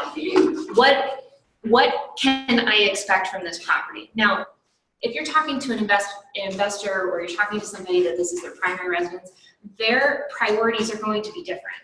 So we're not trying to make an assumption of which of these priorities, like what is their absolute priority, but we're going to calculate them. But the more important thing is we need to be able to explain them to our clients. So we've made it a cheat sheet for you. It's this one that has a blue rim around it, and this will help you to be able to explain the importance of these categories in terms that your clients will understand. The first rate of return that we're going to go through is what is the return on this investment, including appreciation. So we're going to take these four categories that we have here off to the side, and we're going to divide that by the cash that we have invested in this property. So here's what it looks like. We take our cash flow before tax, our 3310. We're adding that to the principal reduction of 1980. Now, when you pay tax, is that a benefit or is that a negative? That's an expense. So it's not a benefit. So if we were to save tax, we would add that in as a benefit. If we're paying tax, we're subtracting that from the overall benefit that we're getting from this property. So we have $926. So we're subtracting that here, and then we're adding in our appreciation of $4,500. Now that value calculates to $88.64, and we're dividing that by our cash invested of $30,000. So our overall return on investment with appreciation is 29.54%. Is that a good number? A bad number? That's a good number. But like Forrest said, we're using appreciation, and appreciation, is that something that we can absolutely count on? It's speculative. So why don't we be a little bit more conservative? We're going to get return on investment without appreciation. So if we take cash flow before tax, our principal reduction, and we subtract out that tax that we pay and divide it by our cash investment, now we're at a return on investment of 14.54%. Still pretty good? Still pretty good. Okay, so one of the hardest things that I had the most difficult time understanding was cap rate. Now, we talked about it in this morning's workshop, but we also want to talk to you about it right here as well. So there's different advantages for people depending on if they are getting a loan on a property or if they're paying cash. But we want to even the playing field and say what is a metric that everybody can speak to talk about whether or not a property is a good investment. And for me and my clients that I typically talk about and emphasize is cap rate. So as Forrest mentioned, for his area, 5 to 6% is a really good cap rate in the Manassas area. the closer you move into DC, I actually live in the district, the higher we're seeing properties appreciate in value, but the lower the cap rates we're seeing. So for us, 4 to 5% is actually a pretty good cap rate. So for this particular property, what we're saying in terms of cap rate, when I talk to my clients, I say, assume it's a cash purchase. We're taking out the other benefits that you have found on this spreadsheet, and we're saying, what is the overall metric that is good for this property? So we say, we're taking our net operating income and we're dividing it by the purchase cost. So for this property, our net operating income is $10,390. We're dividing that by the $150,000, and we've got a cap rate of 6.92. This property is in Manassas, where a 5 to 6% cap rate is good. So for this one, it's a pretty good cap rate. But maybe your investor isn't interested in that cap rate. Maybe he's just saying, I want to make sure how much money am I getting out of this property. So what we'll say is maybe cash on cash is what's most important for this particular investor. Cash flow is $3310, divided by the $30,000 that they have as cash invested, and they've got 11.03% return. That's pretty good. Initial questions do you guys have? Because we're going to go over a couple other worksheets, and then Loretta's going to go over one where you guys can walk through it on your own. Cash invested. There's no reference to closing costs or lending costs. Great. That's a great question. So if you were going to include your closing costs for this particular example, we've used very simplistic example. However, you would put under cash invested, you would actually include there at the very top of the worksheet. That's where you would include, if you had $5,000 of closing costs, that's actually money that you would include.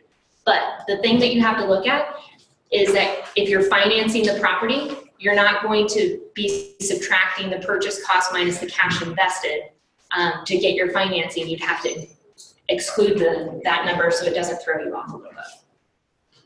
Can you discuss with an investor if your bank says you're going to have a 25-year AM with a 5-year balloon? How do you walk through that?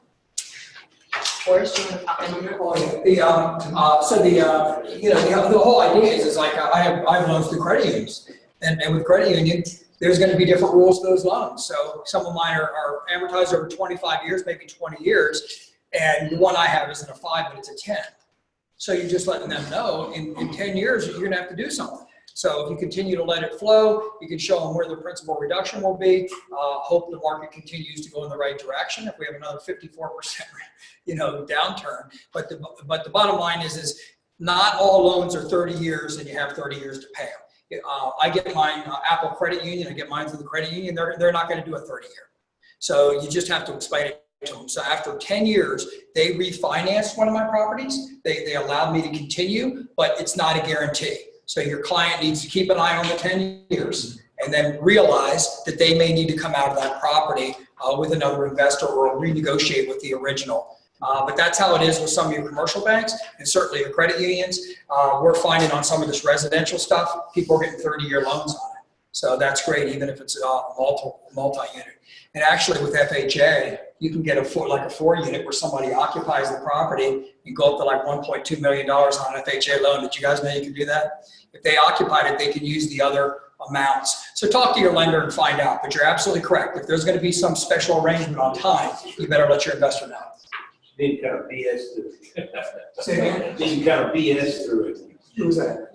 No. Oh, you can kind of BS through it. But they have to know, like I had to know after 10 years that I was going to have to potentially do something different. So mine was 2007. I knew by 2017, I had my eye on that I was going to have to do something. And I just stayed with Apple and they were happy to have me. But the point of the matter is you got to tell them and they have to feel comfortable with it. It's like any other adjustment that it works on. But your investor folks, your business folks that are actually doing that probably are going to understand that a little bit better. But a great question. That's great. Okay, guys. I'm getting a little bit more appreciation and how inflation plays a role in this. Because Forrest mentioned inflation before, 2% or 4%, somewhere probably in that range. And I'm trying to figure out how this plays into the numbers that we're looking at. Okay, so this, again, is a snapshot in time. Mm-hmm. So when we're talking about the numbers, we did that annual rent. So as a good investor, you're going to write into a lease that you're going to increase your rent 3% each year. So that's going to affect the numbers, because we're going to see in an example here coming up of what the current landlord is getting on this property, and then how the new owner would increase the property to be at market value.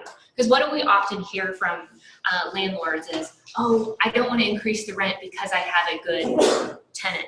They just want to keep that person happy. Well, it's to their own detriment. So that's how I would look at it, is saying, how do these numbers change over time, and what kind of increase can we expect? That make sense? Okay.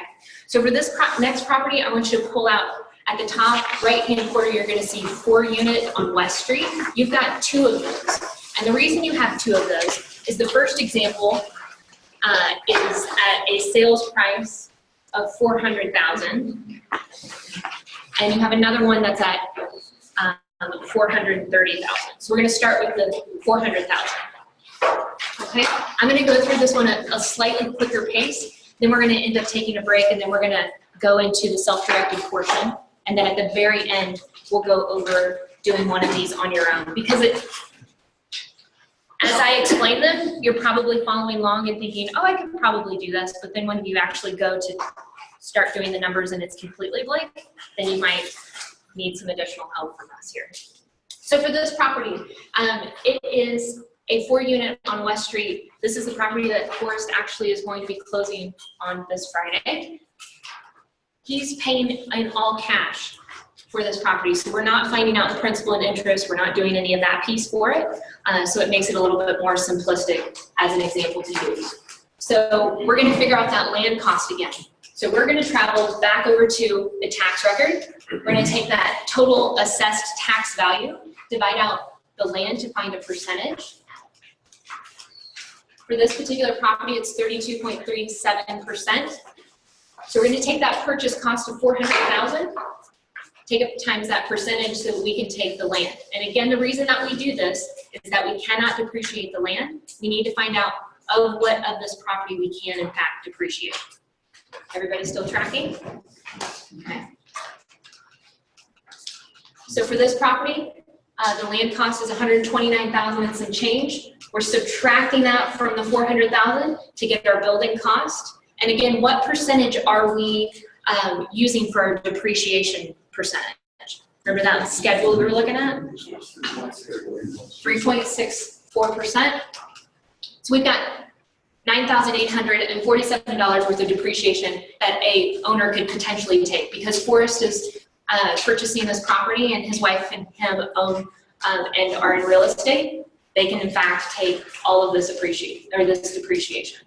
So now we're going to move to this section. The current landlord, these are the numbers that this property is currently tenant occupied. There are 4 tenants in there on a month-to-month basis. So they're getting a monthly rent of $33.50. We multiply that by 12. So they're getting $40,200. There is no vacancy rate because it is completely tenant occupied at this point. So we've got a gross operating income of $40,200. Now we're going to take out our real estate taxes, which we're going to find from our tax record. Because it's a 4-unit, we know that there's going to be more repairs that are going to be required in this. So he's estimated at $1,500. There are utilities that he is going to have to pay. Now, it is separately metered. That's the big thing that you're going to be looking at when you have a multi-unit is it separately metered? Because if it's not, you as the landlord are going to be paying for it. And what are the tenants going to do? They're going to keep the lights on all the time. They're going to run the AC and have all the windows open. So separately metered is exactly what we need it to be. So in this instance, gas is paid for by the landlord. So Forrest, one of the first things that he has said that he wants to do is change all of the gas to electric. So then it becomes the tenant's responsibility. So $4,000 on that. He's going to have insurance of $1,500. When you are a landlord, you still have to keep insurance on your properties. And so that's something that we were talking about earlier. And he, because it's a 4-unit, there's going to be a higher premium on his insurance. So total operating expenses $11,940. So we're gonna take our gross operating income, our total expenses, and move them down to the next section. We're gonna fly through this section, guys. We're finding out our 4 benefits. We're taking our gross operating income, taking away our expenses to find our net operating income. Because he's paying in all cash, there is no annual debt service. So we've got cash flow before tax at $28,260. The next section, for principal reduction, he's paying all cash. He's doing his principal reduction all at the same time because he's reduced it by $400,000 because he's paying all cash. So there is 0 principal reduction that he can take. Take your net operating income. We don't have interest. We're taking out the total depreciation. We're still in a tax bracket of 35%. So he has tax that he has to pay on this of $6,445. Now this property is at least going to appreciate 5% each year. In fact, for him, he knows that this property is worth well more than $400,000. So what we're saying is a conservative estimate of 5%. We actually know that this property is worth over $500,000 as it currently stands. So when you're doing this with your clients, you're going to show them that per year it's going to increase, whether or not you know that this is a good value on the property from the moment that they purchase it, and that it's worth well more. We're still accommodating for an appreciation value each year. Okay?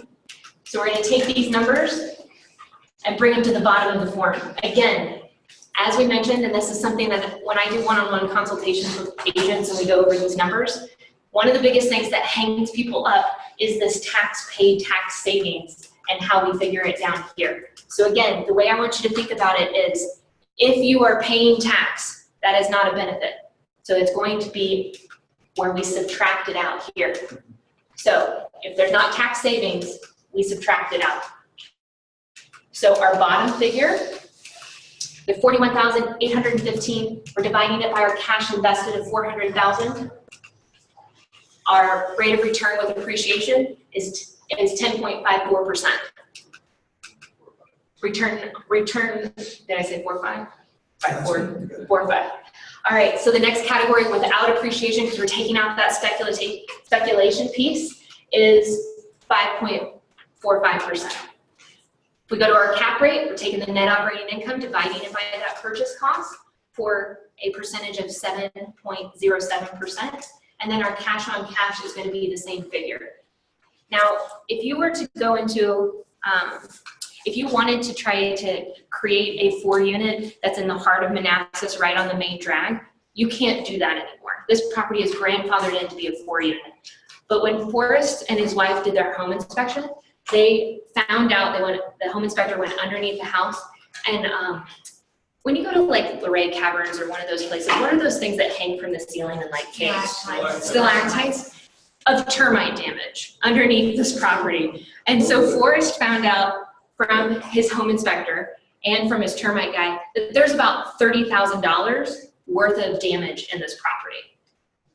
His wife didn't necessarily want to move forward with this property, but Forrest was looking at it and saying, you know what? I can't recreate another 4-unit. So let's do the numbers accommodating for $30,000 worth of damage. So that's where your other sheet comes into play. And we're going to just adjust those numbers slightly so you can see what this investment actually looks like.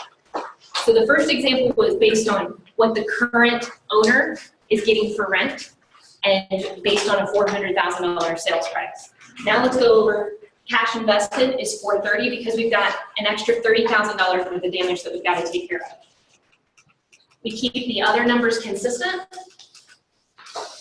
Now we're also talking about, and going to your point earlier, about inflation or increasing your value.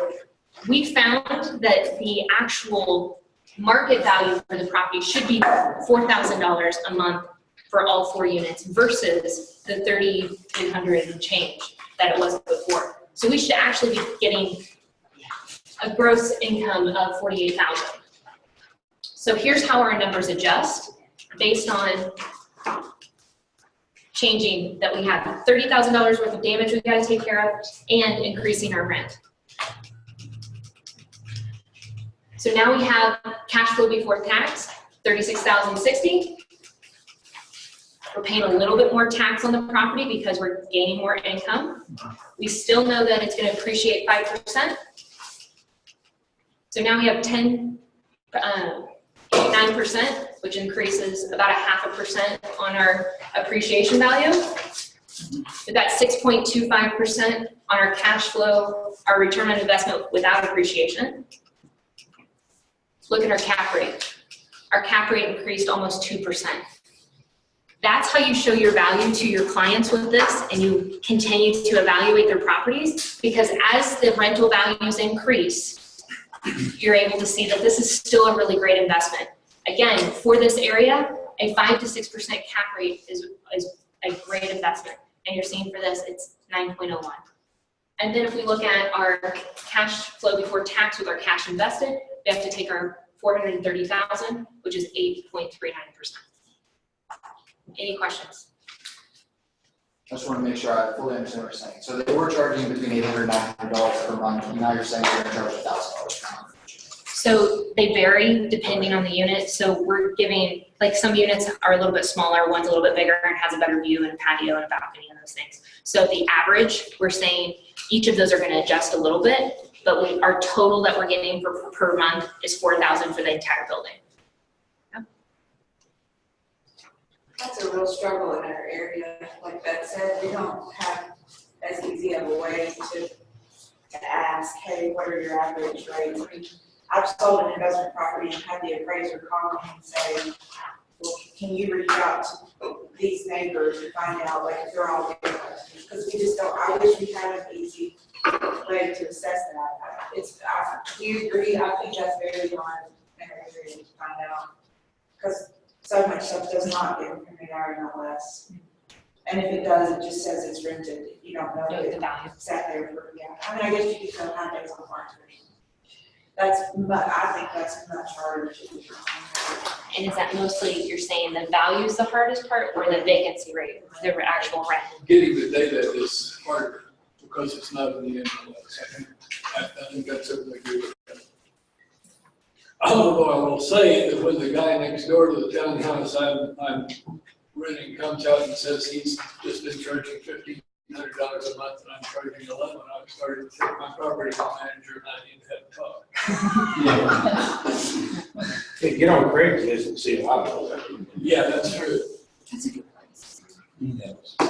Okay, so why don't we do this, guys? I do need a break, a quick break. It sounds like the energy level is pretty low in the room. So if you don't mind, can you be back in 7 minutes so that we can start again? So we're going to start up at 2:26.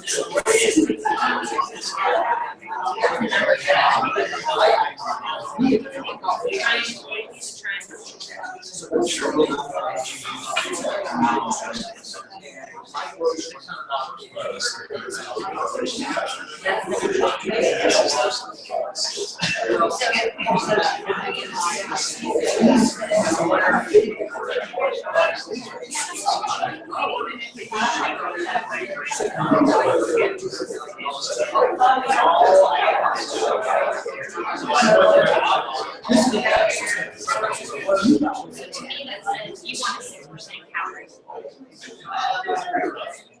That's what that tells me. More, I don't think we're at this point. That's important. So you remember those values that we had. That's one that I think are actually, that's actually your. Yeah, so to me, that's your rule. Because I don't mind, okay,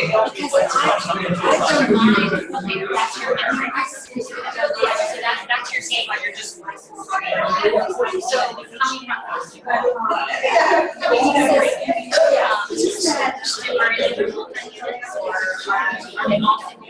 coming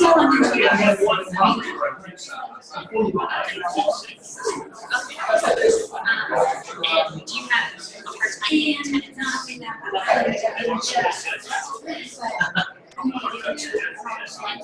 you and your unit, do you already have your estimates that the rent may increase your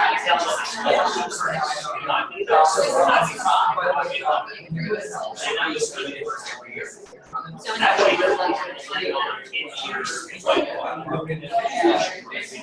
so do you, in your lease, do you have like a certain max of what you do?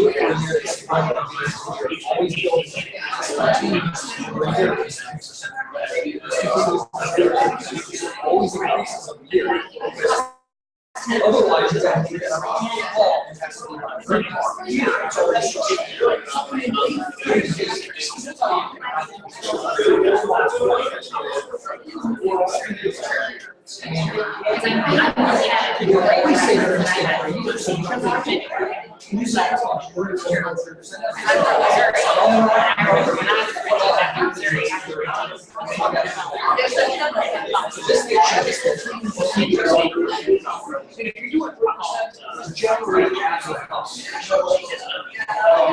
saying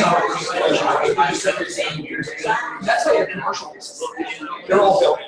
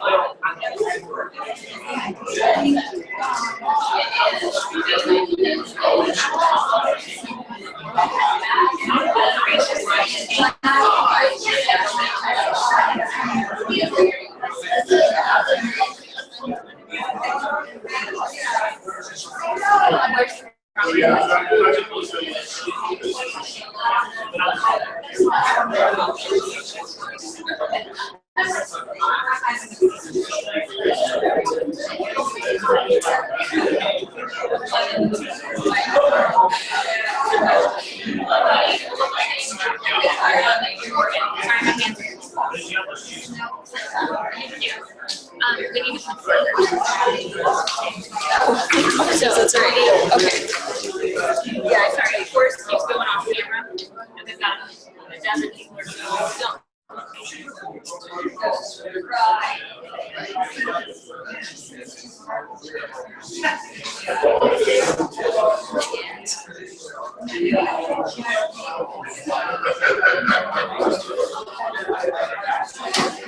Wait, sorry. Just check.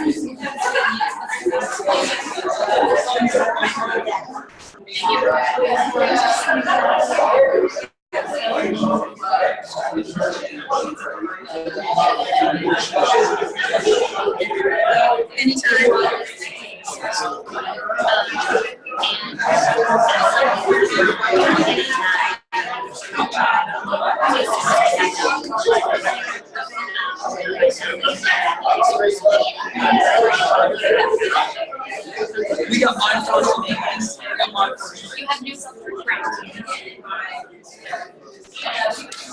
All right, everybody, we're going to get you out of here by 3, which is going to be.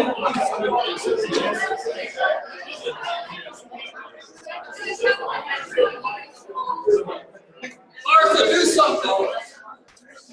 We got a meeting.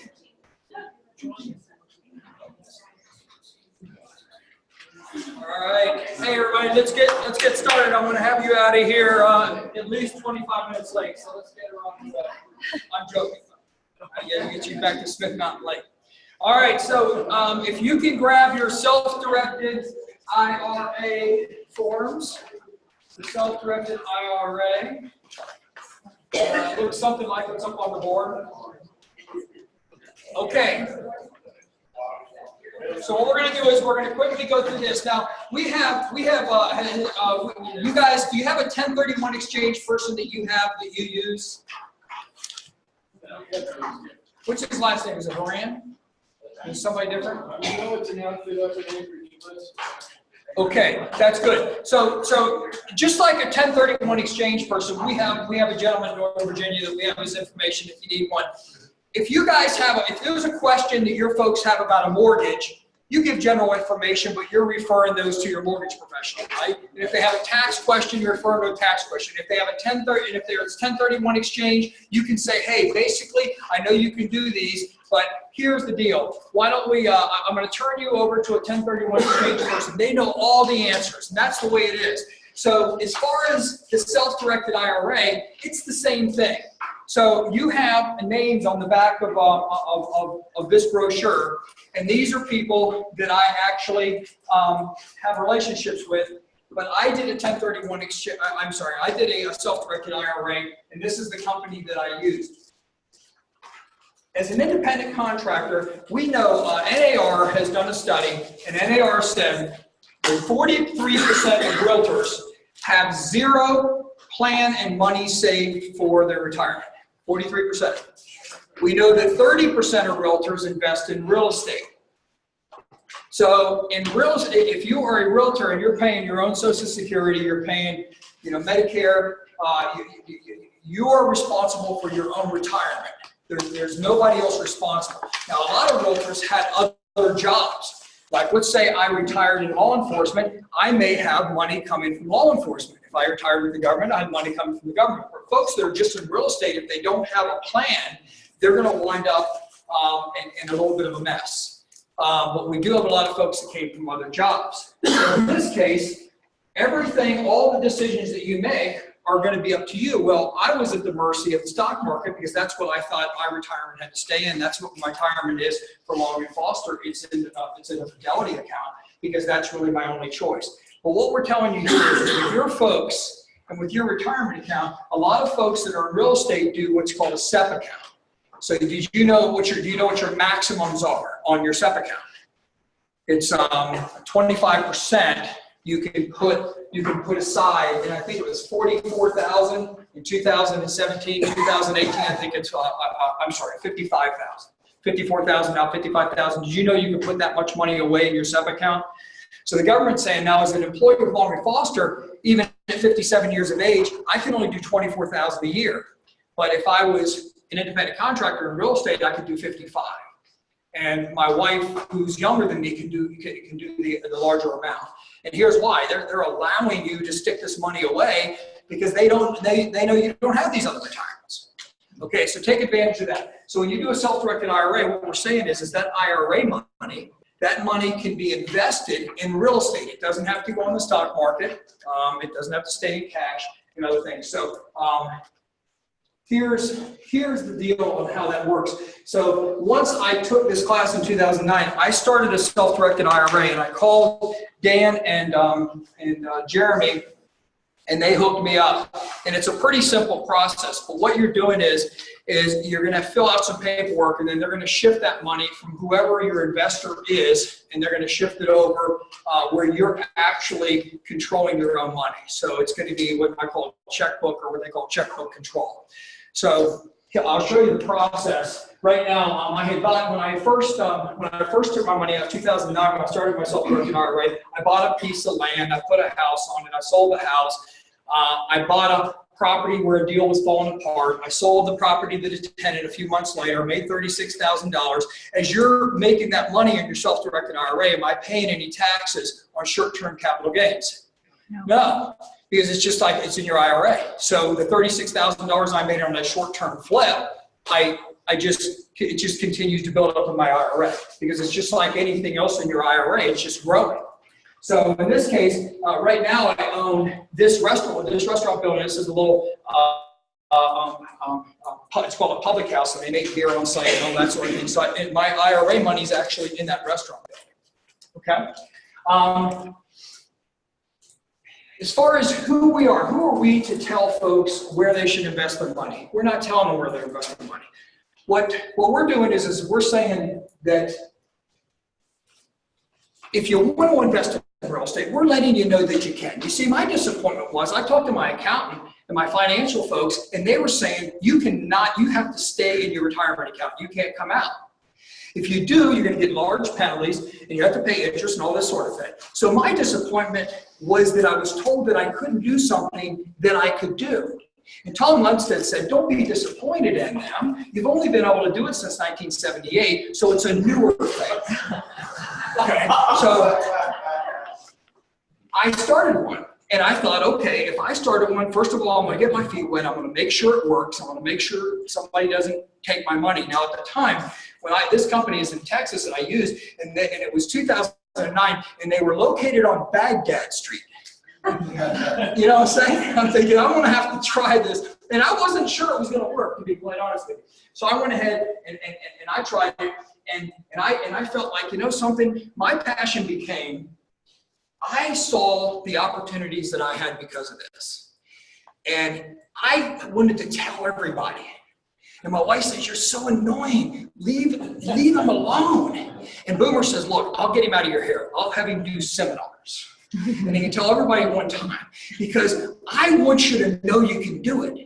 I want you to grow wealthy doing it, but I don't want you to be disappointed. From 2002 to 2009, I was told no, and the answer was yes, from people that should have known. So am I telling somebody, invest your money in a self-directed IRA? Absolutely not.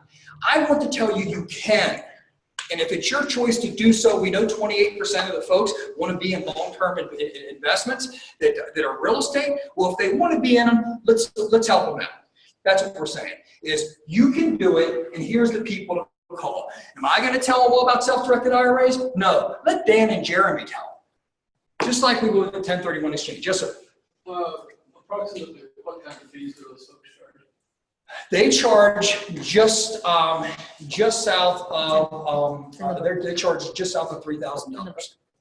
Is it on there? Yeah. Yeah, so you can do a checkbook control, so it's a one-time fee. So the folks I use charge me, it was like $2,600, but then I had to also pay for, I also had to pay for your LLC, because it comes in, you have it in an LLC. So it's short of $3,000. You can also have folks that do it that manage it for you. So what you would do is you would have an account where it would be in an account with a company, and you would say, hey, I would like to have a check because I have to buy a new washing machine for my property, and they manage it, they cut the check. And that's just one more checkpoint. The way I have it set up is I actually have my money in a Wells Fargo account, and I have to play by the rules. And then I have a custodian that I pay about $100 a year, and they give me the document that I need to give to the government every year. So instead of paying 1 to 3% or whatever it is of my total fund, for somebody to have it in the fund, I'm just paying a custodian. Now, a custodian will say, hey, Forrest, we'll charge you 1% if you want to involve us helping you invest in the stock market and all that. But they say, if you want to do a self-directed IRA, we'll do that, and we'll charge you $100 a year. And we'll help you report. You just tell us how much every year you have in the account, and we'll give you the document. That's how it works.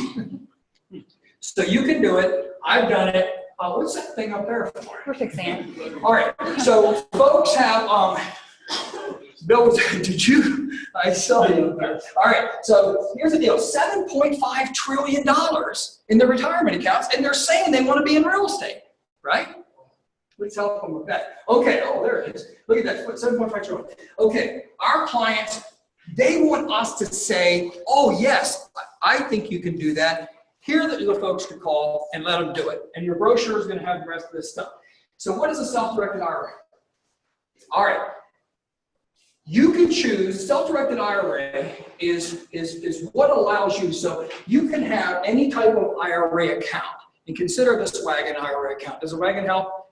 Me neither. So anyhow, so IRA account. Okay, so those are your IRA accounts. You can create a self-directed IRA account with any of those, and you can have all of these things in there.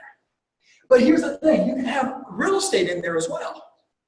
You can have that townhouse in there. You can have that building. I can have my restaurant inside of my IRA. And the money that comes in just goes into my IRA, and I pay my taxes, and I pay my insurance, and I pay if I have to pay, let's say exterior building maintenance is my responsibility on that building. Let's say I have to pay that. I'm paying that from the account. The rent comes in, expenses go out, and that's how it's managed. Pretty simple. Now I can't go buy a sandwich with it, a car, take my kids out, buy something for the grandkids. You have to be controlled. And if you don't think you can handle that part of it, then have somebody help manage it for you. There's people that do that. And that's where Jason comes in. Jason's really good. He's got a self-directed IRA. He's an accountant, and he understands the benefits of these things as well. And he was actually with me at Recharge when we did the presentation. Okay, so all the IRAs work according to Dan and Jeremy, and this is what you have as a result, and one of them is real estate. So here's the steps. In your booklet, you'll see these steps. The ones that are in red, and they're kind of hard to see, but they're step like 1, 3, and 7. Those are the ones where you have to take any action. The rest of the things are just done for you. So what I did is I made contact with them, and I spoke with the advisor. I filled out some forms, and then they helped me through the entire process to get this set up. So the real test on simplicity was, my mom, there's Gloria there. I said, Mom, get a self-directed IRA, because I was testing, she's a tester. She said, hey, I'm so sick of the stock market. I said, hey, here's the thing, Mom, I did this self-directed IRA, you're gonna love it. So she did a self-directed IRA. So she'll call me on a question that I'll know the answer to. Now, this is my mom. And I say, hey, contact Jeremy. That really is baffling me. Hey, she contacts Jeremy. I know that's a 45-minute call, right? So I'm thinking, it's Gloria tested. It's good. These cats are the real deal. So she has hers, but what she does, she has hers on a long-term note. It's like at 7%. She wasn't getting 7%, and she never has to wake up in the morning and see the stock market go down and worry about her money anymore. And that was causing her a lot of stress. So that's what she does. But here's a more simple example. So this is my wife, Christy. And my wife, Christy, had built up her SEP account, so she bought a condo. Up in Bealton, she bought this condo, and she bought it for $148,355. The annual rent is $14,700. She pays the condo fee out of her account. She pays the property taxes out of her account. She pays her additional insurance out of her account, and she had no repairs in that tax year. It's a newer building. So she has a net operating income of $11,321. So she has a cap rate of 7.63%, but guess what? That cap rate, there's no tax on it. So you think that's a little bit more valuable for Christy? So here's why we can't have all the answers on this, because as Morgan was saying before, we were using 35% because that's what our accountant told us to use. But depending on somebody's income, they can be taxed 15% to 45% between the state and the federal. So you don't know what their tax brackets are going to be, but I know that she's not going to be taxed at all on this. It's going to continue to grow in this account. All the income comes into her self-directed IRA. Does that make sense? Yes, sir. Just while we're talking about tax deferral, if you roll it from your Roth, does that mean that that portion of the money is tax exempt? Yeah, so you're not really rolling it. You're creating a self-directed IRA. See, what my folks were telling me, my accountant told me, he says, look, Forrest, you want to take your money out, you can take it out for a certain period of time, all these different strategies, but it was just strategies about actually borrowing from myself or rolling it over and having a period of time. Forget about all that. This is just simply saying what you have becomes a self-directed IRA, which lives all the way till you get to retirement, and then the retirement rules apply. Do you have to take a mandatory amount out? Yeah, it's the same rules as all the rest of them. But you are now controlling where the money is. So now I can say I want to buy a restaurant building. The money comes in, the money goes out. And here's the trick. That restaurant building with my IRA only owns 22%. I partnered with myself on another IRA, did cash 78%, 22%. So when I do disbursements, when I do bills, it's all 78-22. It's called a joint venture. It has to file a separate tax return. But you could collectively get your IRAs in the family together. Somebody has 20%, somebody has 10, somebody has 30, whatever it is, and buy a property, not have to do a separate tax return, and just you're making the money based on the percentage of who has that amount of money in. You can group it up, you can partner up. So I don't have all the answers with this. I'm just saying, contact these people like on a 1031 exchange, ask every question you have. They're going to be able to answer them, and let our folks know that you can invest in real estate with your retirement account if you choose not to be in the stock market. Or you can take, I had some clients came from California, they took enough out to buy 2 condos, and they kept the rest in. They wanted to be what they call diversified. Whatever that means. So I'm going to be diversified. Okay, so this is the deal. So what questions do we have about this? You guys, does this make sense to you that you can do it? Just the principle behind doing this. The actual brochure itself. So it's going to give you the same steps that we just talked about. And then the example on the case study, this was provided by the accountant that we have on the back, just to show you a simple case study like the one you saw with Christie's investment. Okay, now if somebody may say, what if I don't have enough money to buy something cash? Can I get a loan? And the answer is yes, you can. It's called a non-recourse loan. Talk with Jeremy and Dan or Jason about that. The interest rates are going to be higher. Okay, so non-recourse, what happens is if you have it in your IRA, they can't hold you personally, the lender can't hold you personally responsible. So they're going to want more money down. So let's say they want 30 or 40% down. They may charge you 6%, 7%, 8%. You're just going to have to ask them and shop it around. There's lenders, not traditional lenders generally, but there's lenders that do non-recourse loans. So you'll ask them about that as well. So if you want to borrow money, I would say get those terms secure, because 6% is a lot different than 10%. Okay, so you want to make sure that, hey, this is comfortable. I'm okay with a non-recourse loan if you're going to borrow money. What Christy has done is she has just accumulated money. Now she's got another $160,000. She's about to buy another property. She just likes to buy them cash, accumulate her money and buy it cash. In the meantime, she's lent money as she's accumulated it to somebody. Let's say you have a builder that's going to put something up. You hold a first trust position. Sometimes they'll pay you 12%. They go ahead and sell the property, and now they cash you out, but you're in a first trust position. There's all sorts of things you can do, notes and that sort of thing. Just make sure you protect yourself as you would with a normal investment. Yes?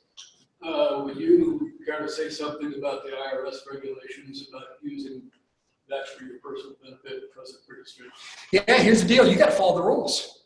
You got to follow the rules. If you do not follow the rules, the government will come down hard on you. So what you want to do is when you call these folks, my mom has called them a number of times, I've called them a number of times. If you use them, then they are going to show you the structure, and then any question that you have on something you could do, they're going to answer your question.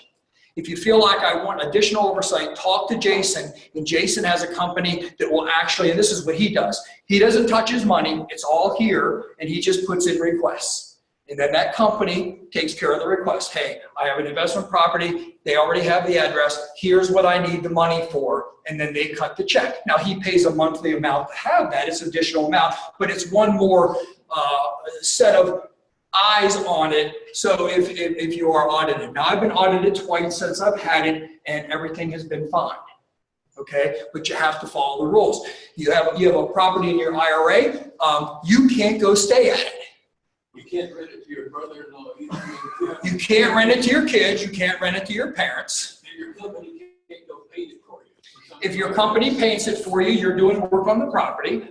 Ask questions and find out the rules. But if you're going to buy an investment property and you're going to rent to tenants and it's not going to personally benefit you, then that's what you can do. So before you act, ask. I had somebody the other day shoot me something and say, hey, I want to buy an investment property, have my kid live there. Can I do that? No, can't do it. It can't personally benefit you, your parents, your kids. And the one case that I saw, which was the extreme case, was a guy went to save money to paint his own door. and somehow they said that is an extreme example, but that would be a violation. Just look at it as investment, follow the rules, and you're in good shape. And you can grow in there. I can assure you, my wife and I do zero work on any property. That's about my level, my talent level. Okay, so we want to get you out of here right on time. So we are going to invite Loretta up, and we're going to work through another worksheet. Is that okay? All right, thank you. There you go. All right. Happy Tuesday, everybody. So take out your tax record for Elk Run Road, because we're going to use that for this property. What we're going to do here is we're going to give you all the information in the top portion of the sheet. Oh, never mind.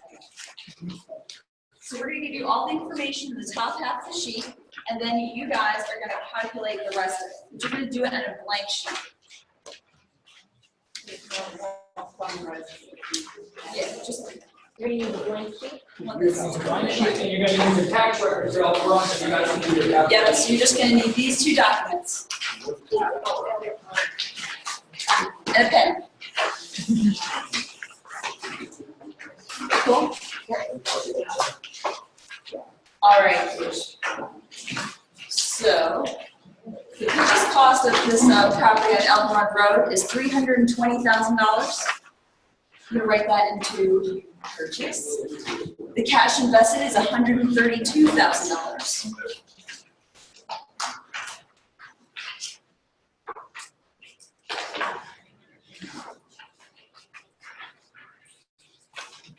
So that means we're gonna finance $188,000, and you're gonna put that rate on the financing line at a rate of 4.375.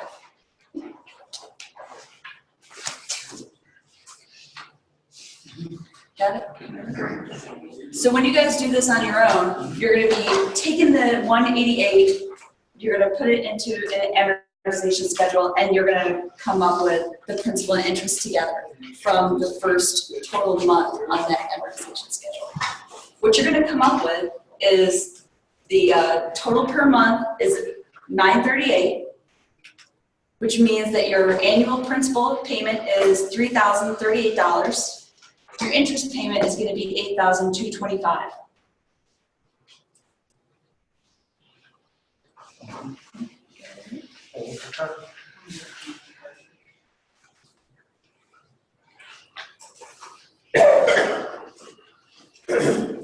So if you take out your tax record, you're going to see a little bit more in detail for the land cost. It's going to be very similar to the last one. And ultimately, we get a percentage of land to tax value is 36.14%. That will give you a land cost of the 320 as $115,648. Oh, there's the tax record in here. I jumped the gun.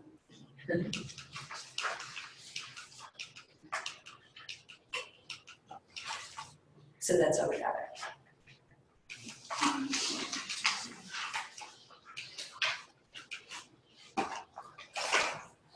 Cool. So now we're gonna, again, can't depreciate the land, so we're gonna depreciate the building cost. We gotta find that from the land cost that we just calculated. That cost is $204,000, $352. I'm gonna multiply that by 3.64%. That is again taken from your depreciation schedule.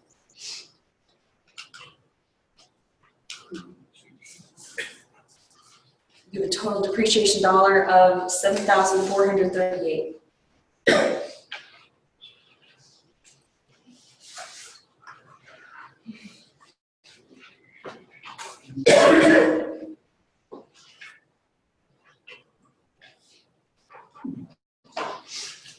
You guys good? Awesome. So now we have income and expenses. The annual rent for this property is $1,700, so we're going to multiply that by 12. Give us an annual rent of $20,400. Zero vacancy, because, you know, for all the same reasons that we just talked about before, and it is occupied. Making the gross operating income the same, 20,400. Real estate taxes, we can take that from the same sheet that we were just looking at to calculate the land cost. So the real estate tax here is 2,391. We estimated repairs to be about $155 for the year. Can you hold up one second? Yes. The real estate tax number at the top of the tax bills is 2486. Is there a different number that we should be looking at?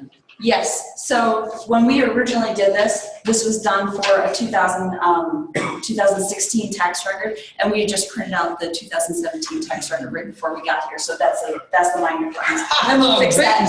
Thanks for the sharp eyeballs. I think it updated in MLS, what, like a month ago. Kill us from taxes. Awesome. Yeah, so insurance on this property would be $600 approximately. And total operating expenses is going to be $3146.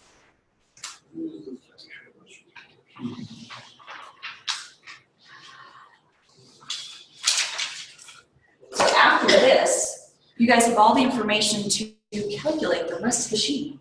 Is there any other information that you think that we should have other than a correct tax? Loretta will need appreciation. What's our percentage for appreciation? This one is 5%. So I think 5%. Yes, the only thing you need is appreciation. We'll figure it out here in a minute.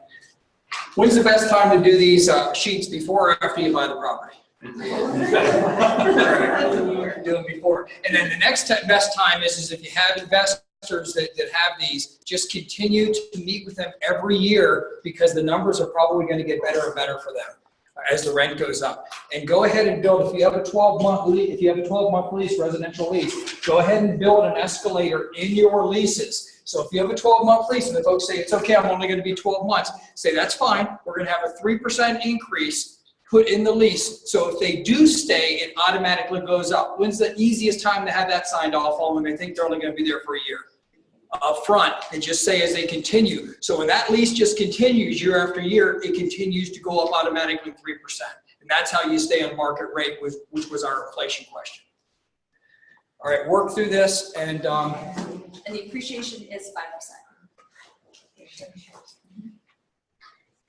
And if you guys have any questions, Morgan and I are going to be wandering around. Just raise your hand and.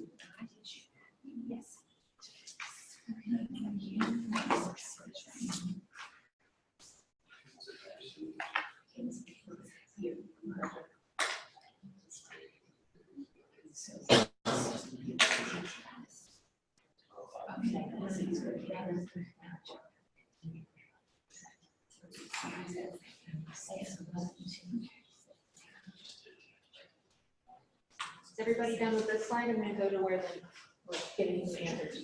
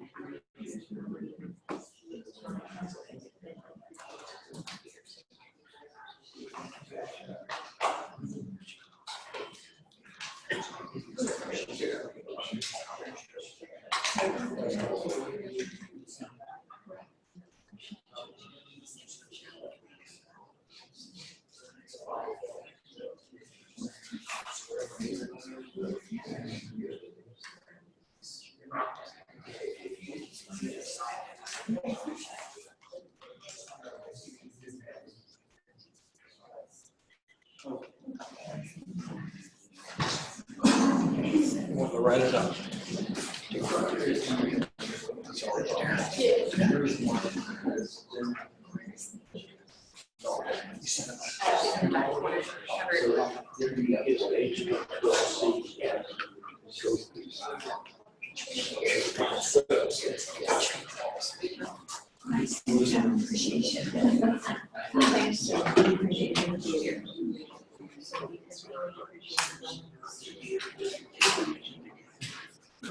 Very nice.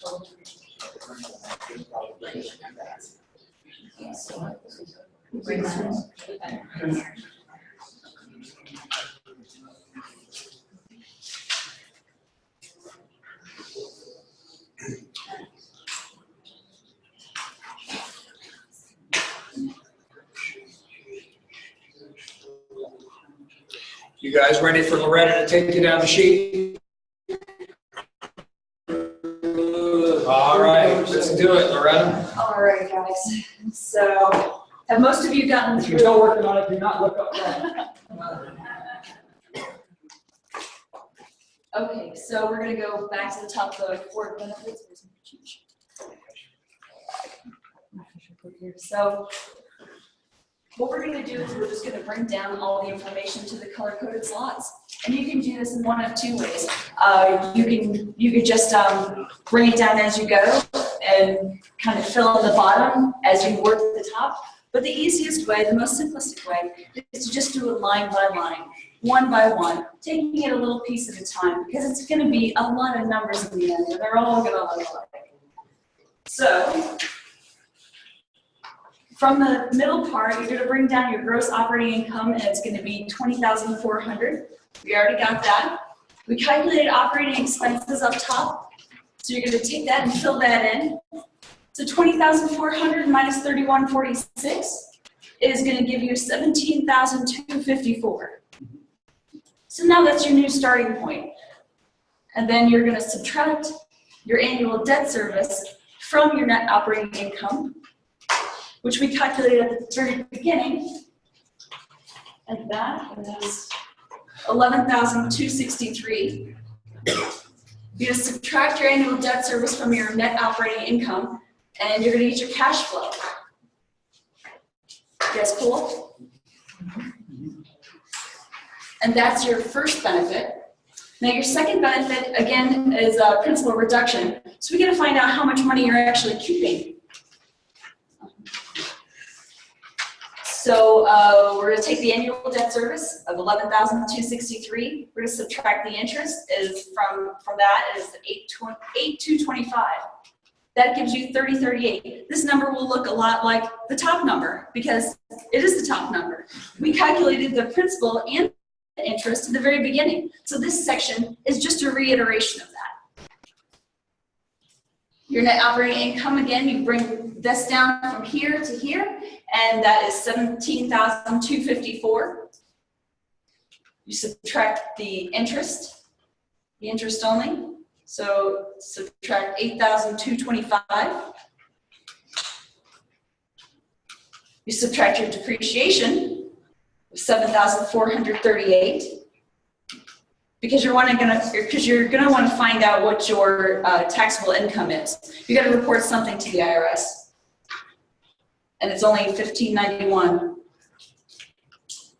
As we stated before, the acceptable tax rate for our purposes would be 35%. But again, you should talk to your accountant and find out exactly what it is. Everyone's situation is going to be different, and possibly even with your clients. I mean, your clients aren't going to tell you necessarily how many properties they have. That gives you a tax paid of $556. We estimated that appreciation is going to be 5% per year, giving us $16,000. Hey, Loretta, how do you figure out the appreciation? What do we take 5% of? Oh, the purchase price. Good question from the back. All right, guys. So this is the part that you really have to nail down. You've got to get this stuff in the middle right, because then it'll make your numbers down here all askew. And again, it's all color coded, so we can move it down pretty easily. So we take our cash flow before, so to get return on investment with appreciation, you take your cash flow before tax, you add in your next benefit of principal reduction, you pay taxes of $500, so bummer, you got to take that out.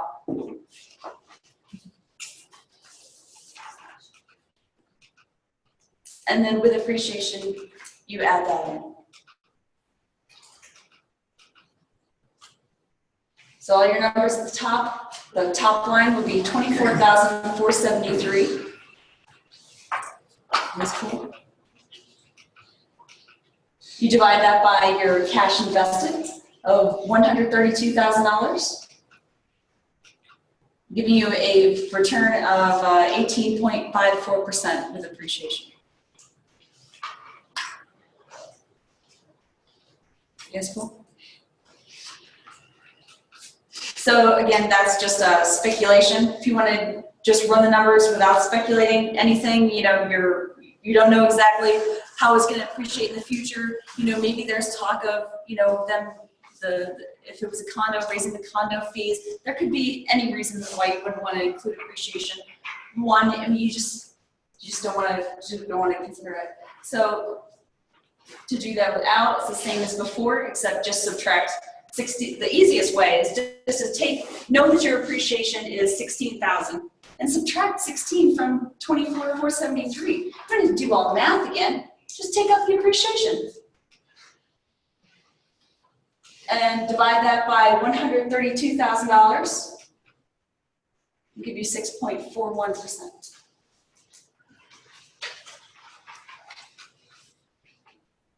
That's cool. And capitalization rate, you're going to take your net operating income of 17,254, because we're going to compare apples to apples, and the purchase divided by the purchase cost of 320,000.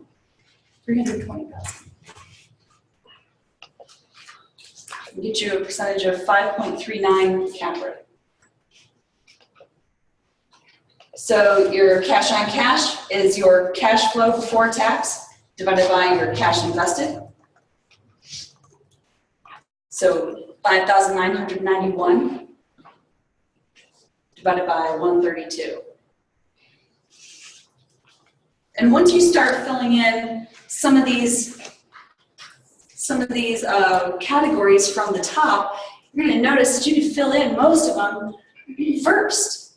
So a strategy for this, the bottom portion of this sheet, is when you have your cash flow before tax from up top, you just write it above that line there, write it above the line here, write it above the line there, and know that it's all connected.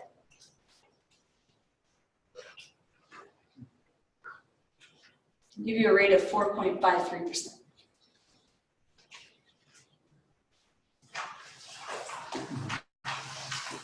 How'd you guys do it? Okay, you think you have it? Great job, good job. Okay, before you leave, we need to have your business cards. We had a great, we need to have your business cards so we can continue to invite you. We had a good question about closing costs. The forms that you'll get actually has an extra blank that says closing costs as well. Remember, if it's coming out of your pocket, it's coming out of your investor's pocket, it wants to be part of it. So we're going to send you the blank form so you can fill those out. We're going to send you a spreadsheet so you can just put in the top numbers and it'll all figure it out with an amortization schedule. And we're going to send you an auto-populate.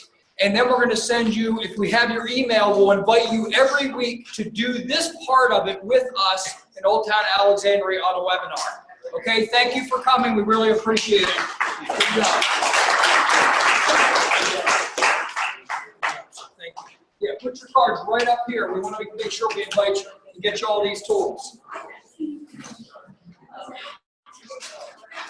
Thank you much. Appreciate it. Got it.